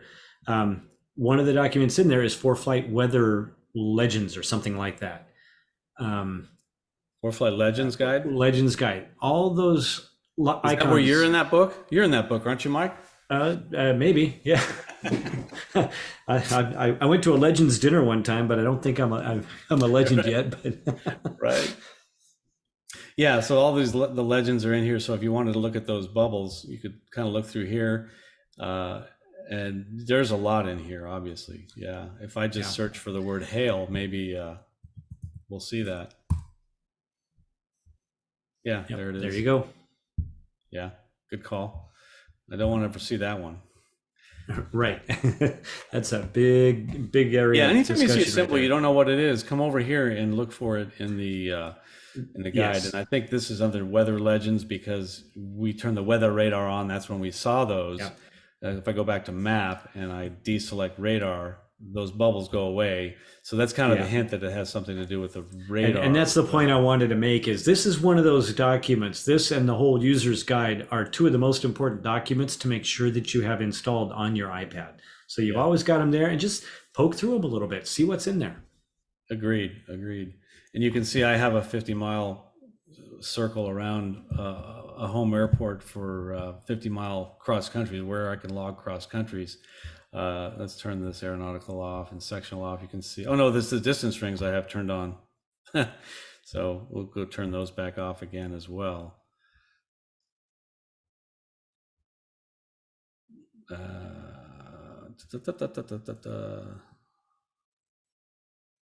Distance rings off. So that was why I was having those circles there. But I did create that layer with my own technique of the T67, the 50 nautical mile ring. Decided the red's not the best color to do that with because I could mistake that for a TFR. So any airports outside that ring, we know, let's turn the radar off, are, of course, we're not looking at airports. How do we see airports again? Well, we got to go to the quick settings tab and we can customize what airports we see. I have show airports turned on, But look at that. Someone changed my minimum runway length to 10,000 feet. Well, I know that in my Citabria, I can actually use a runway that's a little bit shorter than that. Let's say minimum 1,500 feet, and get out of that. Now I can see more airports. So handy tool if you're flying something that requires a lot of runway and you just don't want to see the runways you're not able to use. So one other setting I want to talk about, then we'll take a break, and then we'll do airplane setup, and then we'll do the drawings. But the other thing I want to talk about was the glide advisor that we talked about. We're going to hook up to X-Plane again in another future workshop and show you what this looks like while we're flying the glide advisor again. But for it to be accurate, you need to have it set properly. The glide settings are all right here in the glide advisor. If you don't see this here, you may have that turned off. So let's go to more, settings, and I don't want to go hunting. I'm just going to type the word glide. Ooh, look at that. It's not even in the settings. Well, I am on the map. Let's go to the map settings button right here. And let's see if we see the glide advisor on here. Sure we do, right there, glide advisor. So there's an example of one setting on this menu that's not even on the global settings menu. Well, I got it turned on. If you turn it off, you won't see it here. You can also see that the minimum runway length I've selected is 1,500 feet. And again, you can tap on that and change it here as well. There's a lot of ways to get to these things. But let's turn the glide advisor back on. Make sure you have it turned on. And then below that appears the glide settings. So you click on that. Well, we're going to set up an aircraft. So we're going to set up that glide ratio when we set up an aircraft, but this is where you would need to set your best glide speed. And the two pieces of information that ForeFlight needs, other than what it is already bringing in the winds and your ground speed and all that, is what speed are you going to glide, 73 knots, and what is the glide ratio of your airplane, 11 to 1. In other words, for every 11 feet forward, it goes 1 foot down. So those are the two pieces of information it needs. A lot of the aircraft, when you set them up, as you'll see when we set one up, ForeFlight will already know the glide ratio for that airplane. You can change that and be a little bit more conservative and lower that number just to make darn sure that that circle is going to cover where you could glide to. I've found that like in a 172, it might auto-populate to 10 to 1, but when I change it to 9 to 1, I can definitely glide everywhere in that glide circle. All right, that's all I'm going to get into now. I think we're at a good point for a quick break, and then we'll come back and talk about what we're going to talk about. Setup. The setup. And we're going to give away 2 Gold Seal ground schools. We're going to give away a NAFI subscription. We're going to give away a membership. an Ultimate Pilot logbook and an ASA backpack, some Flying Eyes sunglasses. But for now, let's just take a short break. Why don't we say 3-4 minutes? What do you think? Give me a number. I think that ought to be a quick enough 4 minutes. Let's call it. All right, we'll call it 4 minutes, and we'll come right back.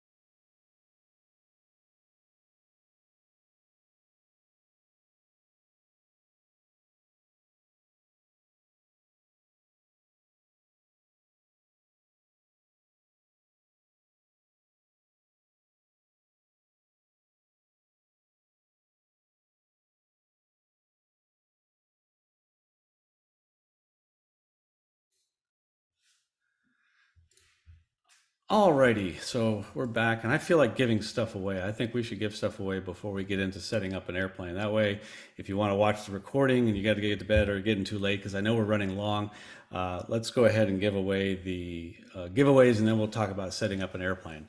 I don't think it's fair to make you wait just to win a prize. So, first thing we're going to give away is 2 Gold Seal Lifetime Ground Schools. I'm waiting. I'm hoping that if I don't get the text of the random names, Mike, maybe you can help me out and just say them. I can't access the document that you put the names in. So the first one, and you'll get a choice, a private pilot or instrument. You can choose that. It's a lifetime ground school and access to Gold Seal's ground school for either private or instrument. It's a $300 value. You got a text. Oh, good.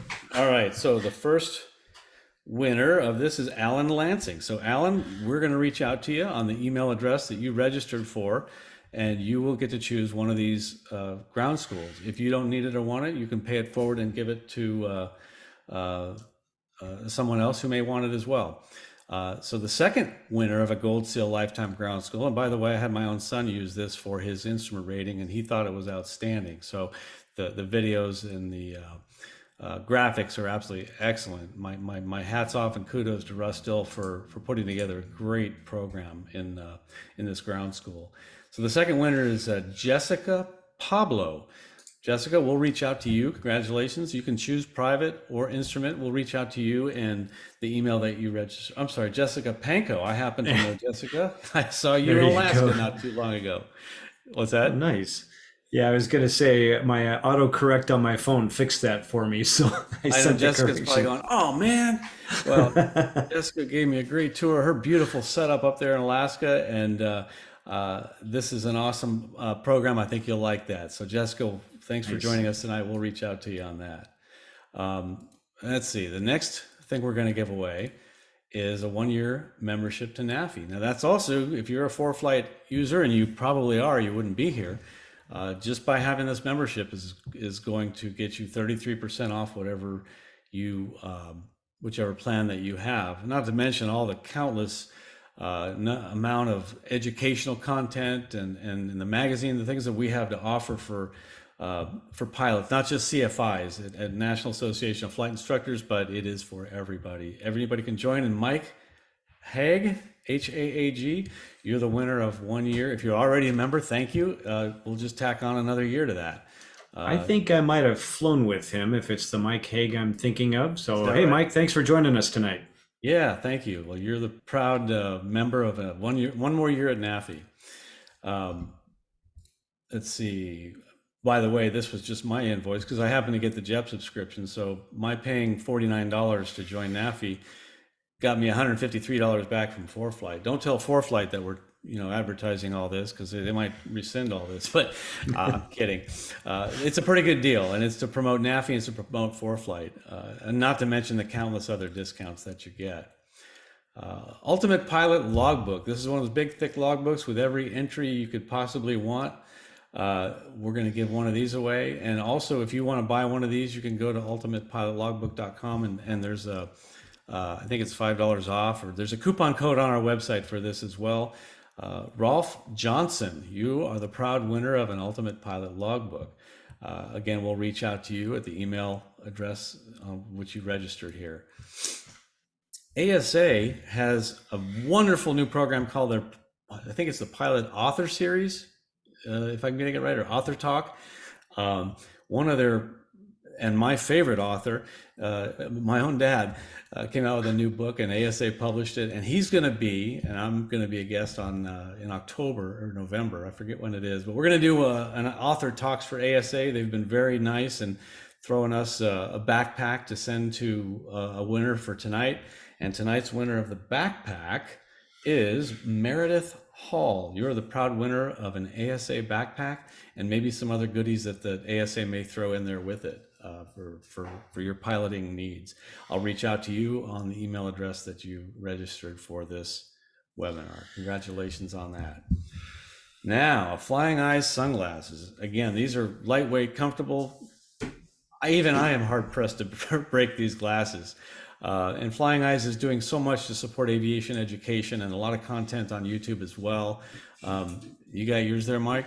Look at These that. are my old set. Actually, they don't make this particular model anymore, but it's got the little cheaters built in and graduated tint gray, and they're non-polarized, so they work with all your electronics. They're Yeah. very comfortable, very effective, and awesome sunglasses. Yeah, and I like that. I like the Flying Eyes. I got a pair in my flight kit. I got a pair in my car right now.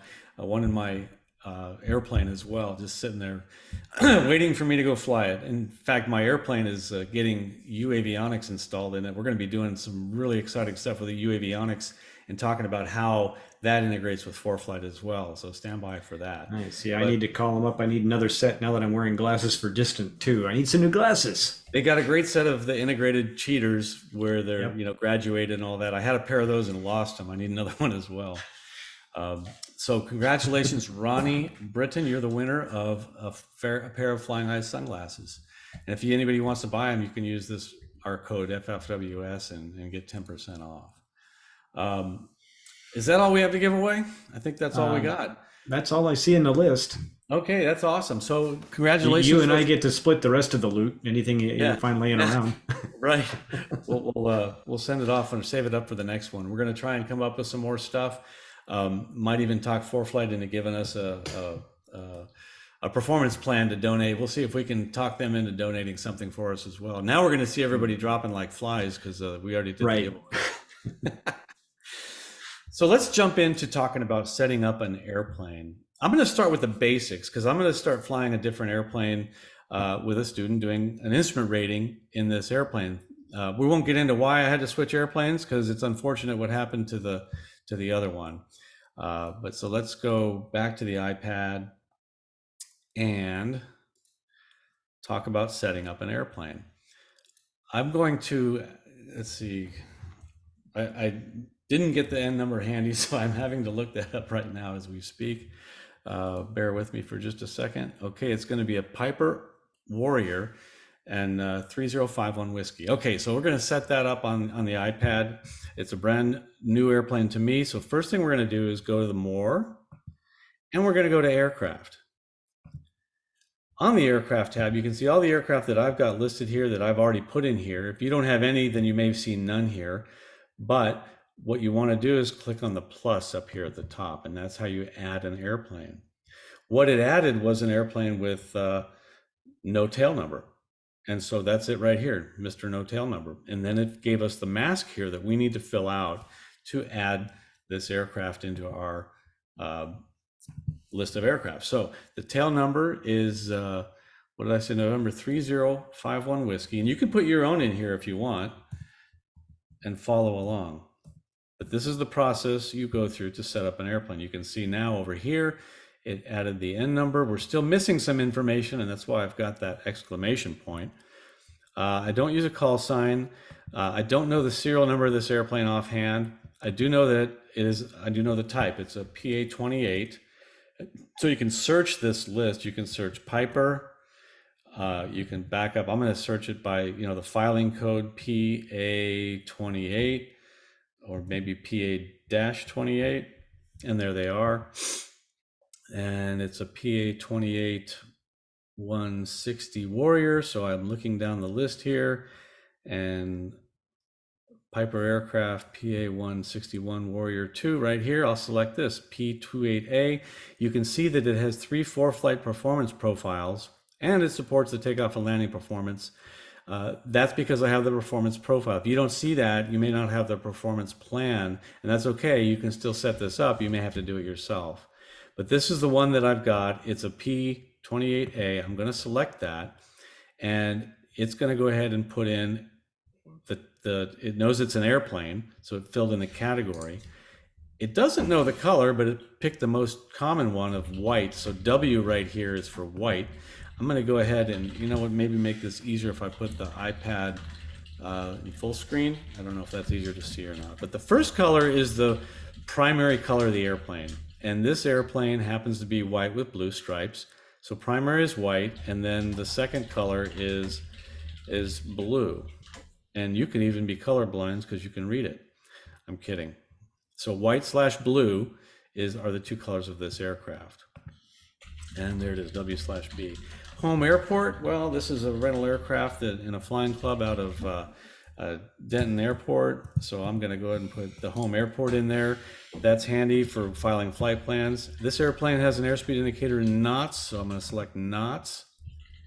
Performance profiles. Right now there is no default set, but you can see here there are 3 performance profiles. Mike, I can hear you typing. Sorry. Mad typist. So we've got to climb. There's only one. Believe it or not, typing is the one class I took in high school. I got the lowest grade. I got a D in typing. Well, you made up for it now. I wish your teacher could see you now. So full throttle is the only climb profile. That's the only way we climb this airplane. In cruise, we have 3 different profiles, 75, 55, or 65%. On the cruise. Descent, there's only one profile as well. Notice I got this pop-up that says filing setup completed for 3051 Whiskey. ForeFlight went online and found all the information I need to file a flight plan for this airplane, or did it? Well, it found what it believes to be enough, so I'm going to click OK. But I'm going to choose, I normally like to fly 65% with lean mixture. I don't know what full lean mixture is. You're either lean or you're not. So I'm going to select that probably one. Full throttle 65% with a lean mixture, I'm guessing. Okay. Yeah, I think that's the only way you're going to get that at some altitudes. Yeah, full lean and you'll make use of the glide advisor a little bit, I think.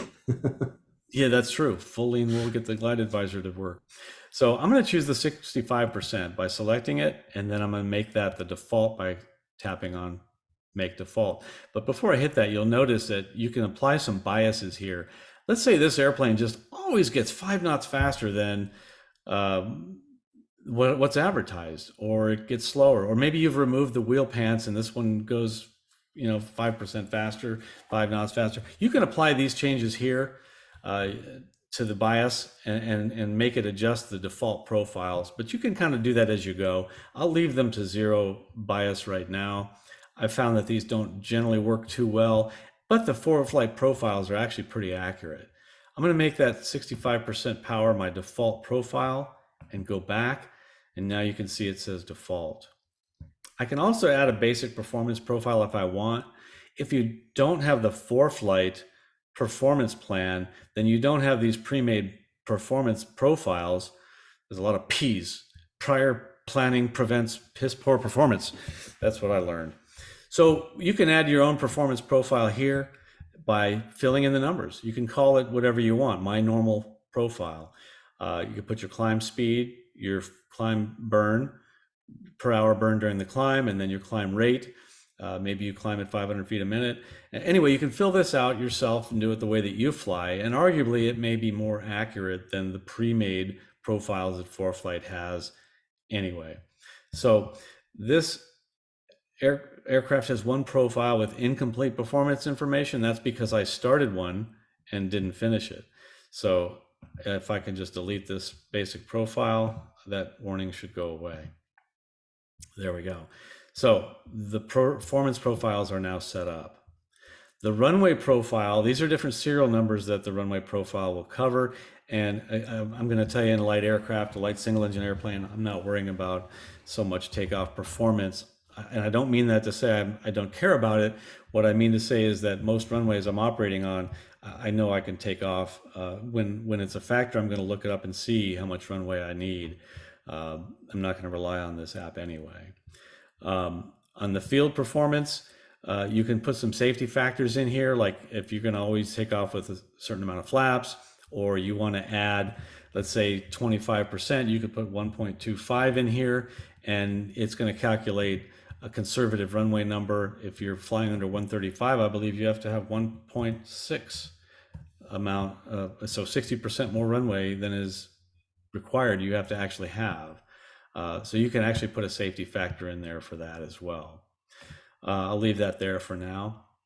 It auto-populated the best glide speed at 73 knots, the best glide ratio at 11 knots.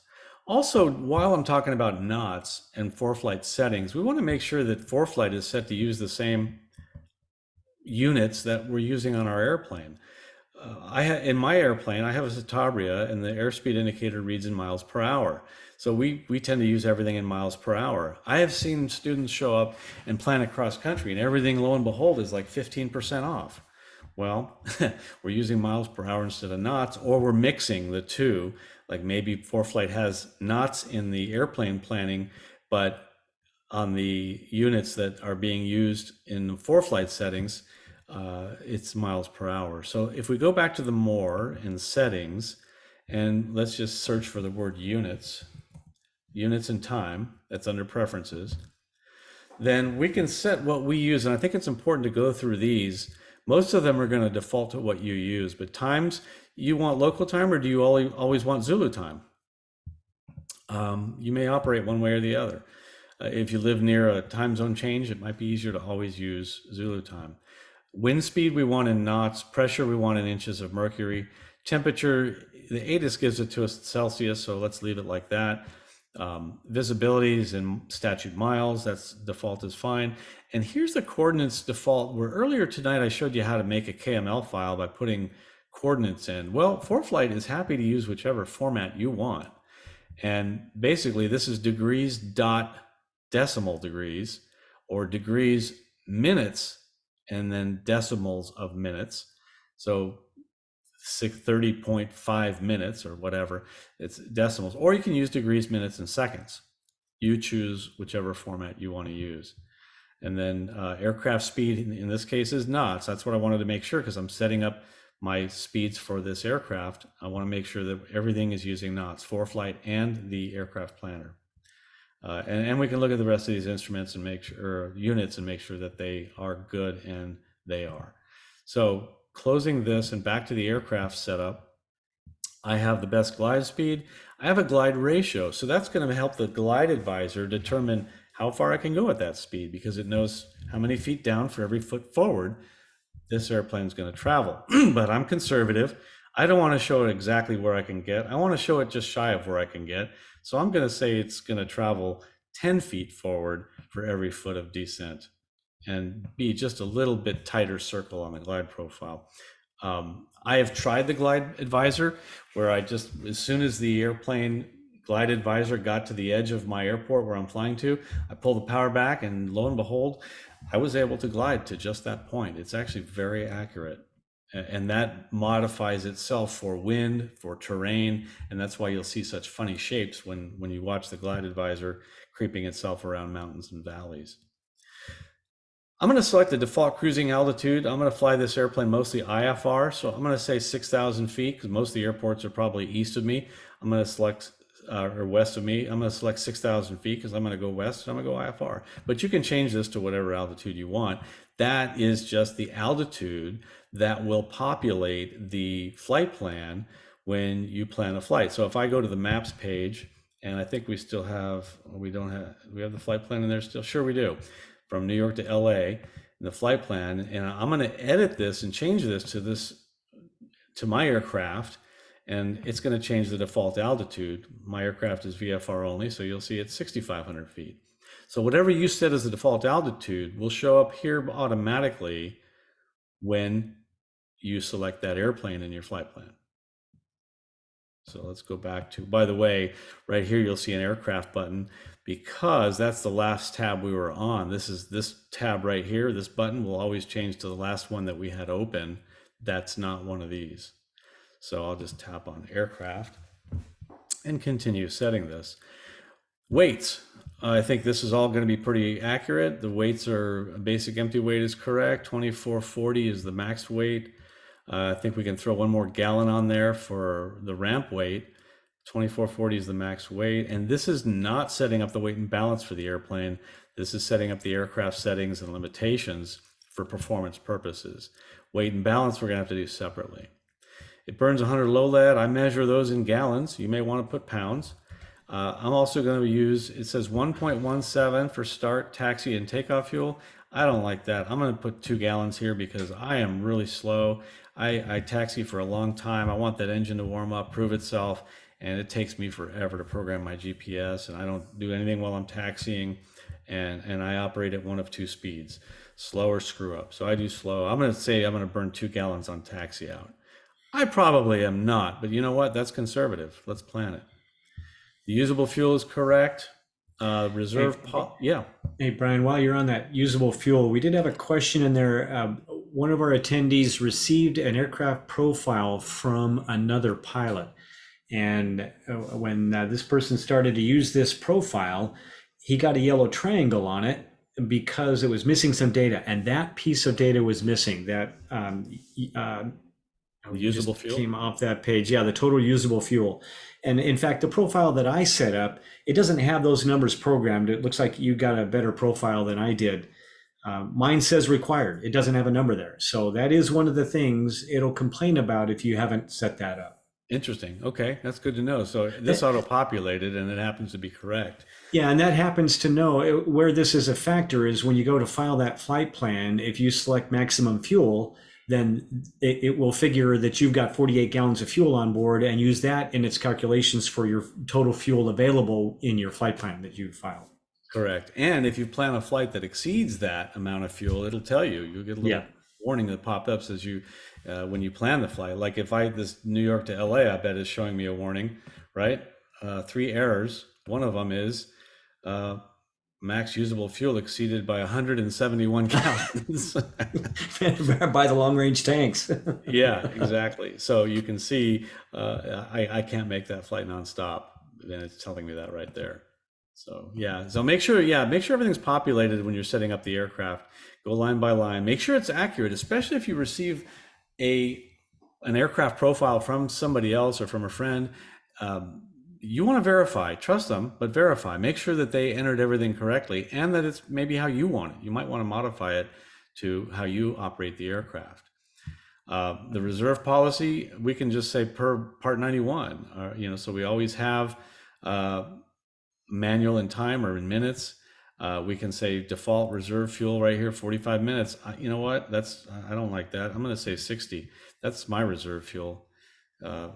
If 45 is good, then 60 is great. I like that. So FAA equipment. Now, this is some important stuff people look at this, and I know that my eyes became a little bit glazed, but it's very important that if you're going to file a flight plan with ForeFlight, with this airplane, that you get all of this set properly. This airplane, so FAA equipment is, if you have a GPS, it's /golf. If you don't have a GPS, but you used to be, you have DME mode C, just go down the list and you can see this one's self-explanatory. I have a GNS, ICAO equipment. Well, I do have an LPB capability with SBAS, so that actually is correct. I have GNSS, so that's selected, that's correct. It does have a VOR, so do I want to select that? Do I want to go to this? Okay, here we go. This S for standard, VOR, it has a VHF two-way transceiver and ILS. I think most of our airplanes have that, so S is going to definitely be one you select. S for standard and G for GPS is kind of what I remember. The B, this airplane does have WAS and LPV capability, so that's checked as well. So that's actually correct. The ICAO surveillance, so now we're talking about ADS-B. What does this airplane have? Well, it's got ADS-B dedicated out. It actually has out and in. It has mode C. A lot of this, we're talking about jets and international stuff, we're not going to have TCAS and a lot of that stuff. Actually, yeah, some transponders may have mode S, and that's if you have a TCAS. But you need to know what you have and be sure these are selected properly. I know that it has ADS-B out 1090. You might have dual, you may not have 1090, you may only have 978. It's important to check, and I think Mike was going to help out here with the manufacturer of your transponder and find out exactly what you have. I will cover this one because I know it. 1,000 pounds or more, so it's not a heavy. It's not a medium, it's a light aircraft because it's less than 15,500 pounds. So that's for wake turbulence category. When you file a flight plan, they'll know this is a light aircraft. So Mike, regarding the ICAO surveillance and ICAO equipment, do you have more to offer on that? Yeah, I have a little bit. This is an issue I've dealt with a couple of times where it seems to really be a problem for some pilots in particular is filing IFR flight plans and being able to get clearances along the route that you wanted to get. So, You want to share your screen? Is that easier? yeah, let's try that here and see. Okay, I had a little, I don't know how long ago mine went away, but let's go ahead and I will stop share and you can share. Okay, so this is the ICAO Communications and Navigation Equipment Codes. This is what, if you're filing your flight plan manually, this is what's going to go in field code 10A. And so if you have no NavCom, you put this, your communication gear. Most of us have VHF, RTF, that stands for radio telephone. So you're going to pick a V, but you don't need that if you selected S, like what Brian just mentioned a moment ago. Almost none of us have CPDLC. We don't need to worry about that. We do have the transponder codes. He just talked about that. On my airplane, I have a Garmin 530W and I have a GTX 345 transponder. So Garmin told me, that I should file this E rather than the C because I have a Mode S extended squitter type transponder. So has a little bit more capability than the old Mode C type transponder does. And then we have other types. If you have a 1090, you use these codes. If you've got a UAT, a 978 UAT, you use these ones. And then the next one I wanted to show onto this navigation capability. This is your ICAO communication and navigation equipment codes. These comes down here. Did I get the wrong box again? No, it's this one. The ICAO PBN and RNAV codes. PBN is performance-based navigation, and area navigation, required navigation performance codes. This goes in box 18. So this gets a little bit tricky. You're going to tell it what kind of navigation you can do in the en route phase. So basically all of these that do this using GPS are going to be a number 2. And the letter designates what kind of accuracy you can do. So most of us flying domestically inside the United States, we don't need to worry about the 5-mile scale. That's an oceanic scale. So you can leave the B2 off if you want. But you come down here to the en route and terminal phases. We all want to be able to do RNAV2. And this is the accuracy that your navigator will give you when it's operating in en route mode. So you want a C2. You can stay within 2 miles of your course 95% of the time using GPS. So C2 is what you want. We also want to have D2. This is in the terminal mode. This is the accuracy that you're getting when the navigator is indicating terminal mode to you. So this is within 30 miles of your departure and your destination. So you want D2. Come down here a little bit more. Most of us are not doing RNP1. Although actually I do have, let me just pull up my airplane here to verify this. And what if someone is just flying VFR? They're not even instrument rated. They plan on flying IFR or filing IFR. Would they care about this? You may, if you wanted to do a SID, or even in some cases, I had a controller one time, the aircraft was improperly filed and we were going to an area that had an airport that had an RNAV approach. And they didn't think we were capable because we had the wrong items selected in here. We requested it and the controller said, hey, are you legal to do that? We're not showing you. So you might not get the level of service that you want. But Brian's question is about a VFR pilot. And a VFR pilot, it doesn't really matter. Only, if you got any kind of GPS, you can use that for VFR. But this is for filing purposes. You're not going right. to, filing a VFR flight plan is only going to flight service, where when you file an IFR flight plan, it's going to Air Route Traffic Control Center, unless it's tower en route or something. But I mean, it's going into the system like that. So that's where this is really important, though, is for IFR. Exactly. And to know your capabilities. Yeah, so on my aircraft, I've got O2 also, and this is in the terminal phase navigation. I can do RNP1 95% of the time using GPS. So I have O2. I need to, and then you tell it what you can do in the approach phase. So on my aircraft, I can do RNP approach. And where this matters, this is not an RNP AR, not an RNAV RNP approach. This is on an RNAV GPS approach. The newer version, they started doing this about 2 years ago. If you look at the top of the chart, maybe Brian, when we get back on the ForeFlight, you can show us an approach plate that shows this. In the upper section, there's a box there now, this PBN navigation type. And if that says RNP approach, this is what you need, this S1 here, or you won't be able to do an RNAV approach. And then that's it for those. If you just check those boxes, you're going to get to all the other data. And now the next thing is that just underneath that ICAO PBN section in ForeFlight in your aircraft setup, there's an other information box. And there's a couple of these that become important also.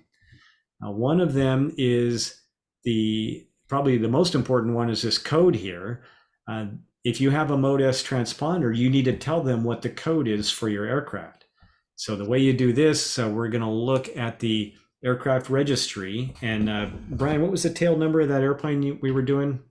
We were doing 3051 whiskey. November, yeah, 3051 whiskey. So if you type this into the FAA registry aircraft inquiry page, and you look up this aircraft, it's going to have who owns it and so forth. The number you want is down here in this Mode S code base 16. This is the number you want. So you're going to copy that number or type that one in. When you get to the code, you're going to put code / when you on ForeFlight. Again, when we get back to ForeFlight, we'll show this to you. You tap that other information box, and this other menu is going to pop up. And the first thing in that list is code, and you need to program this code into it. Every airplane has a unique code.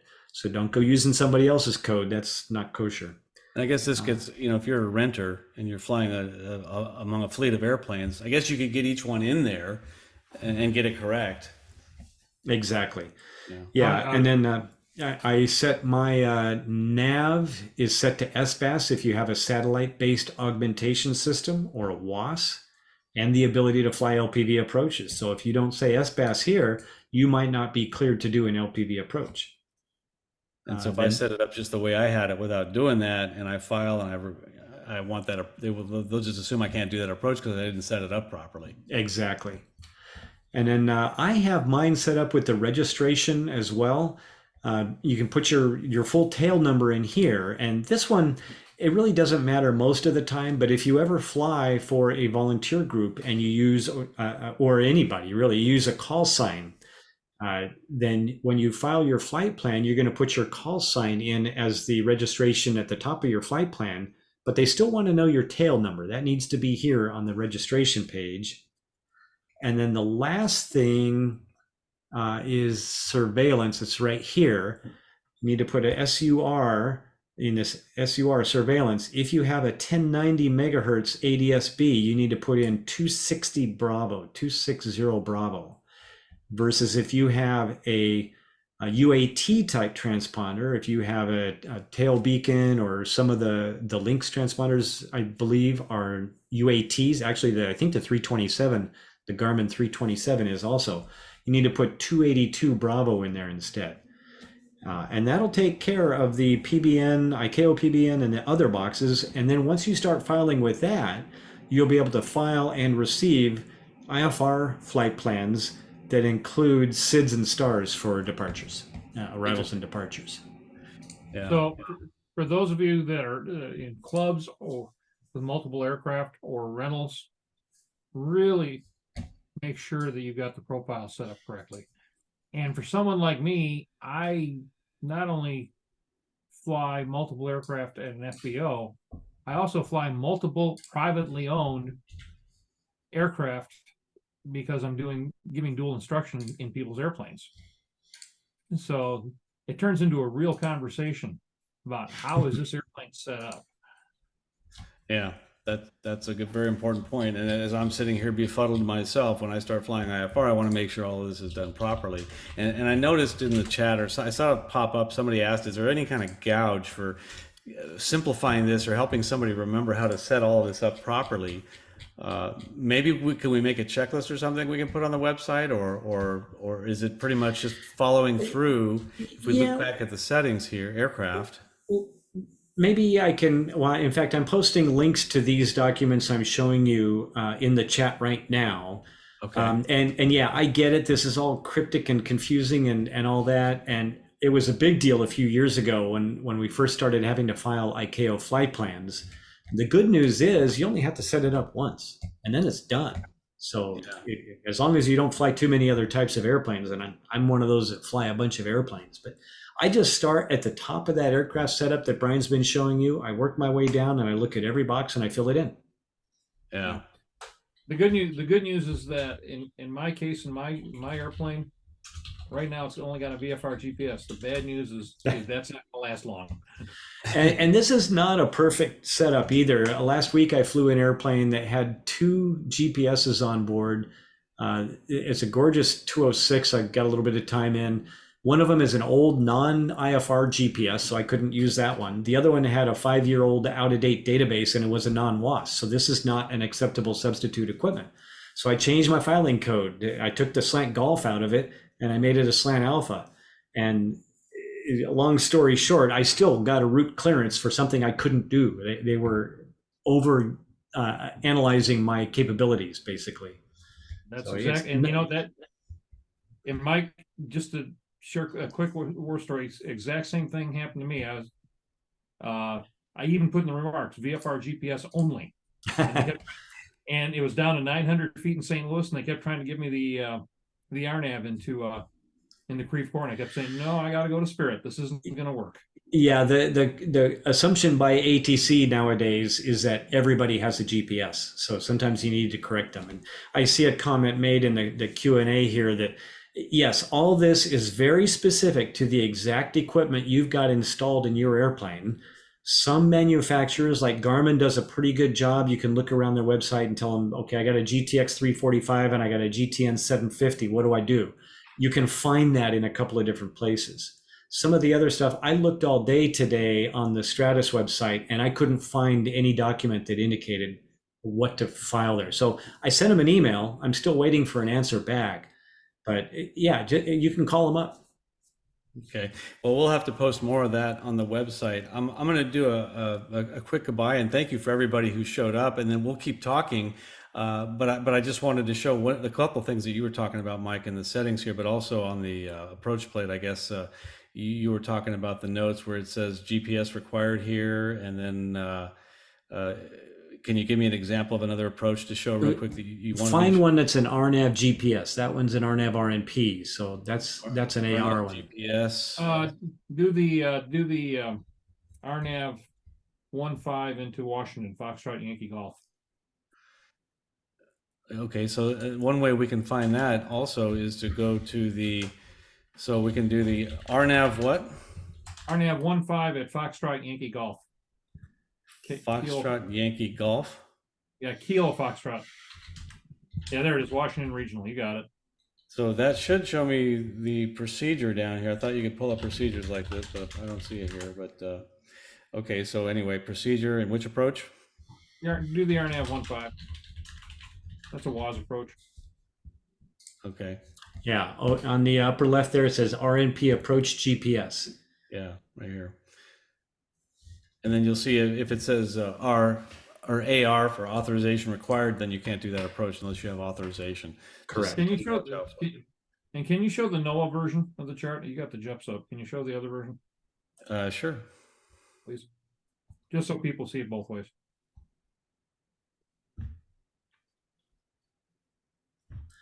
That's what you're looking for. That right here. Okay. All right, very good. Well, I'll thank everybody for watching tonight. We'll hang on for a little bit more after this.